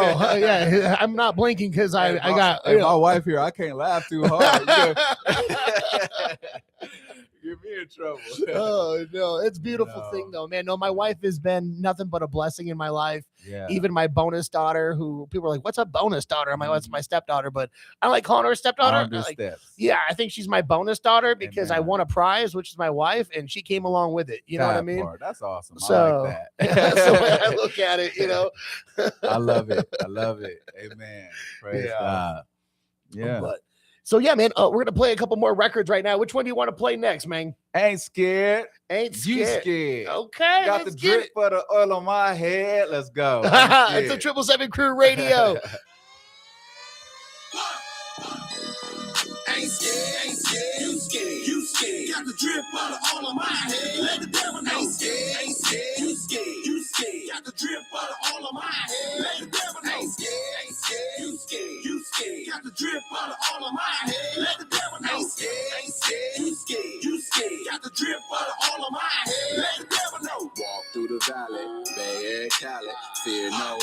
his angels all around me. Almost didn't make it, then the boss came and found me. Walking on water, still couldn't drown me. Some help with your struggles, go and pray for that. We be dripping, filled up in the spirit, we don't never lack. It wasn't me, it was him, that's an interaction. Living for the church, on the mission, trying to win her back. Headbanger music, this a hitter track. Trying to make you level up the stake, get off that Similac. I said this headbanger music, that's a hitter track. Trying to make you level up the stake, get off that Similac. Ain't scared, you scared. Got the drip out of all of my head. Let the devil know. Ain't scared, you scared. Got the drip out of all of my head. Let the devil know. Ain't scared, you scared. Got the drip out of all of my head. Let the devil know. Ain't scared, you scared. Got the drip out of all of my head. Let the devil know. Ain't scared, you scared. Some holy water for your head. I plead the blood of Jesus all up in my crib. Dry bones, tell me can they live? Watch me bubble, I be on my Mr. Pig. Barney Rubble, I be watching out for Fred. Demons tremble when I hop about the bed. Was a sinner, but he raised me from the dead. Ain't scared, you scared. I got the drip of the oil on my head. Ain't scared, you scared. I got the drip of the oil on my head. Let the devil know. Ain't scared, you scared. Got the drip out of all of my head. Let the devil know. Ain't scared, you scared. Got the drip out of all of my head. Let the devil know. Ain't scared, you scared. Got the drip out of all of my head. Let the devil know. Ain't scared, you scared. Got the drip out of all of my head. Let the devil know. Non-stop praise, beats, and blessings. This is the 777 Crew Radio. I stream them all day long. I downloaded the app. Let's go. You feel the presence of the Lord when we touch down. Not the pistol, but the sword when we clutch now. Demons scatter and they fleeing when we bust rounds. We was living with no meaning, but we up now. These rappers trying to preach a word with no grace. That's like trying to push you down a hill with no grace. He died for your sins, now you got no case. So much more than a friend, he is so mad. Light on the world, but they putting out your candle. You giving in, but I'm picking up the mantle. It ain't nothing that my God cannot handle. If they don't like it, but they peeking at my channel. But I don't mind, I'm connected to the source. We down a ride and we taking it by force. Spreading this word from the Bay to New York. Guess you could say that we get it off the porch. Hey, but I ain't mad. Preach the gospel through the street. May this movement give him glory. It's all him and it's not me. Oh, hey, but I ain't mad. Preach the gospel through the streets. May this movement give him glory. It's all him, it's G.O.D. It's all him, none of me, like say less. Got him looking at my team like they blessed. I be working for the Lord, I'm on their necks. Cause he sent his only son to clean up their mess. Let the Lord fight my battle, so I lay back. In the back seat, chilling like a Maybach. That's Nova Ghost 3.0, better play that. Hey, that's the ghost with the most, better say that. I be worshiping the king when it pop off. Worshiping some other thing, that's a knockoff. Prepare the table just for me with a hot sauce. Riding with the enemy, better hop off. Give him glory, bring the gospel to the streets. I mean, one blessing, I say, it be G.O.D. Hey, go, hey, but I ain't mad. Preach the gospel through the street. May this movement give him glory. It's all him and it's not me. Hey, go, hey, but I ain't mad. Preach the gospel through the streets. May this movement give him glory. It's all him, it's G.O.D. Nova Ghost in the studio with the go. mostest. Let's go. It's G.O.D. It ain't me. It's all him. So where'd you come up with that song? G.O.D. man. You know what? We were doing an event called the Lake Fest in Oakland. Okay. And we wanted a song that kind of like, you know what I mean? We wanted a hyphy Bay Area type of song. Yeah. You know what I'm I mean, saying? it can be considering it's out the Bay. Yeah, it makes sense. Of course. Makes yeah, sense. you know what I mean? That was, going to be good for the event. And then my boy Gino, he came up with the beat. And then everything we do, we try to lift up God and not ourselves, you know For what I'm sure, saying? yes. So, that's what it came like. It's all him. It's not me, it's G.O.D. We just want to point everything back to the Savior. So, that was pretty much the foundation of this song right here. Just pointing everything back to him. It's all him, none of me, like say less. Got him looking at my team like they blessed. I be working for the Lord. I'm on their necks because he sent his only son to clean up their mess. You know what I'm saying? See, that was a cappella. Like, imagine, see, that's why this guy has all these records coming out every every other day. Yeah, man. His brother's in the studio every other day. I was Pretty like, much. I'm on your Instagram. I was just telling you that before. I was like, man, every time I get on there, it's like another video, another song. You're like, no, man, I got another record coming out. I'm like, you just had another record coming out. I was like, my man, like, bro, get it, son. Like, yeah, you know, now content is king, you know. So I be digging up stuff, you know. I'll be like, oh, bring out the camera. Where the phone at? Let's go. No, that's good. That's blessings, Yeah. though. So y'all That's gonna see a whole blessing. bunch of content from this interview. So brace yourself. So yeah, make sure you go like his Instagram. What's the Instagram, bro? The Instagram is Nova Ghost 3.0. There you know go. what I'm saying? It's easy as that. You know, if you guys want to get on my Facebook, it's Nova Ghost 3.0. My TikTok is Nova Ghost 3.0. But then I do have a website, NovaGhost3.com. That's NovaGhost3.com. All my merch, all my videos, you know, you can get everything there at NovaGhost3.com. Nice. Good. Mm-hmm. So yeah, go check him out because you're doing a lot of shows out in the Bay. Oh, Because I yeah. think you're like, dude, you just did like, gosh, Back a to ton back of. to Yeah, back I to just those saw him. Like, styles. I was like, man, you were just on stage here and you're on another stage over there, and I'm like, wow. I was like, dude, this is great. Like, I know. so what's your next shows that are coming up? So I have an event that's going to be on the 15th, August 15th. With a young lady named Amber. Where's my phone at? Yeah, but it's going to be in Fairfield. It's called the Hope Festival. Oh, okay. Yeah, Cool. So you know, we got JM3 going to be there. We He's got- dope too. Oh. JM3. He was out here. He was a good kid, bro. He's a youngster too. Man, he's they're running through that door, Bro. You know what I'm saying? They got that torch and they're running. Yes. You know, he's gonna be him. He's gonna be there. We got God's voice is gonna be there. Cool. You know, we got Latani is gonna be there singing and doing music for the Lord. And Fairfield's not that far. It's only what, an hour and a half from Reno? Yeah. It's not far. Yeah. So if you can make it out to the show, go out there and enjoy it. Yeah. So that's gonna be big. It's gonna be at Calvary Chapel, Solano. You guys heard Royal Noguera. He's gonna be there as well. You Okay. know, Little Lou's gonna be there. My boy Sub's gonna be there. I mean, it's a fire lineup is gonna be there. You know, That's a huge lineup. It is. Well, it's a festival, so it's gonna be an all-day thing. You know, yeah, food, games, raffles. You know how they get down. Yeah. Oh wow, that's gonna be cool, especially outside, big stage. Oh, that's beautiful. All glory to God on that one. Praise man. God. That's cool. Yeah. And that's a Calvary Chapel thing, huh? Calvary Chapel, yeah. Oh, nice, nice. Solano, yes. Oh, dude, that's dope. That's dope. I'm gonna have to tell my pastor about that. Be like, hey, see, let's do some stuff out here now, bro. Let's go. Let's go. Expand the territory. Absolutely.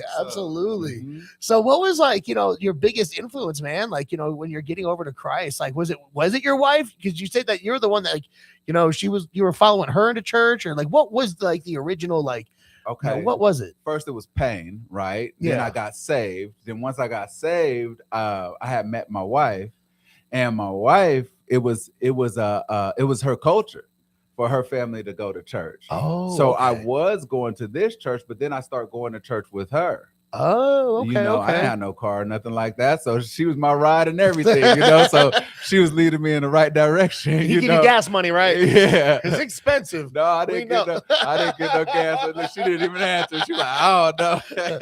You better stick around. Yeah. My wife was a huge influence. She actually mentored me, you know, coming up in the faith as well too, because there were things like I was like, look, babe, look, this says this and this and it means this, and she was like, well, maybe it could mean this, you know, and I was like, oh, you're right. So she was a lot more seasoned than I was, you know, when I came into this thing, and so she was a huge mentor for me. I had my senior pastor, now Pastor Felix Golden. He took me under his wing. Yeah. And now I go to His Presence Christian Worship Center, but I've been a youth minister in his church since I was 21 years old. Wow. So you pretty much got saved. You said at what, 2021? 21. 21. And Yeah. then you accomplished all of that within the year. Yeah. Wow. See, a that's lot how happened with it. 1 year, it flipped everything. My whole life flipped. See, that's the Holy Spirit right there. That's the Lord, man. Like, you Mhm. can't, like we were just talking about this, the whole station and stuff. Like, there's no way this could have happened if it was just me. Like, the Lord put the bricks Yeah. right in front of my feet, and all I had to do was step on those bricks and keep going with That's it. right. That's right. If I was just one yes from changing the whole direction. Like my wife is here with me right now. She's been on the road with me for 20 years. That is beautiful. We're up here in Reno. That's beautiful. We got to see all the sights and scenic and riding together. You know, we were listening in to some preaching on the way up here, getting filled with the Spirit. Nice. You know?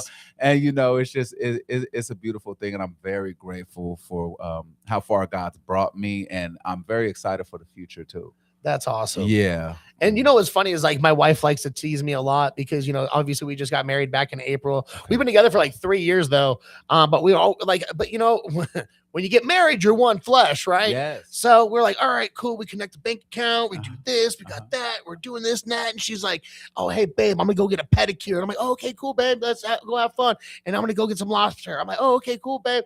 On our credit card. And I was like, on our what? And she's like, one flesh, babe. Come on, let's go. Yeah, I'm like, what? Like, I'm like, oh my goodness. I don't think that's exactly what he meant, but I get it. No. Right. Time to put some exegesis. You know? Let's break this down. No, it's all good. I'm not touching that. I'm not touching that. Oh man, I get it. She's sitting right here. Right. Anyways, no. So I mean, you know, actually, like, you know, let me ask you a question. Come on over here. Get on the microphone real quick. You know, how did it feel when you met Nova? Like, you know, in the first, you know, in the beginning, when you met him in the beginning, and you're like, oh my gosh, how am I supposed to do like all of this with this guy right here? Like, it took a lot of patience, okay, and understanding, because not too many people know when they look at us, but I am older than Nova, so where he was at, I've been. So a lot of it was God showing me that he needs to grow. Yeah. And when he became saved, God saved him. I knew that those experiences had to come from the Lord.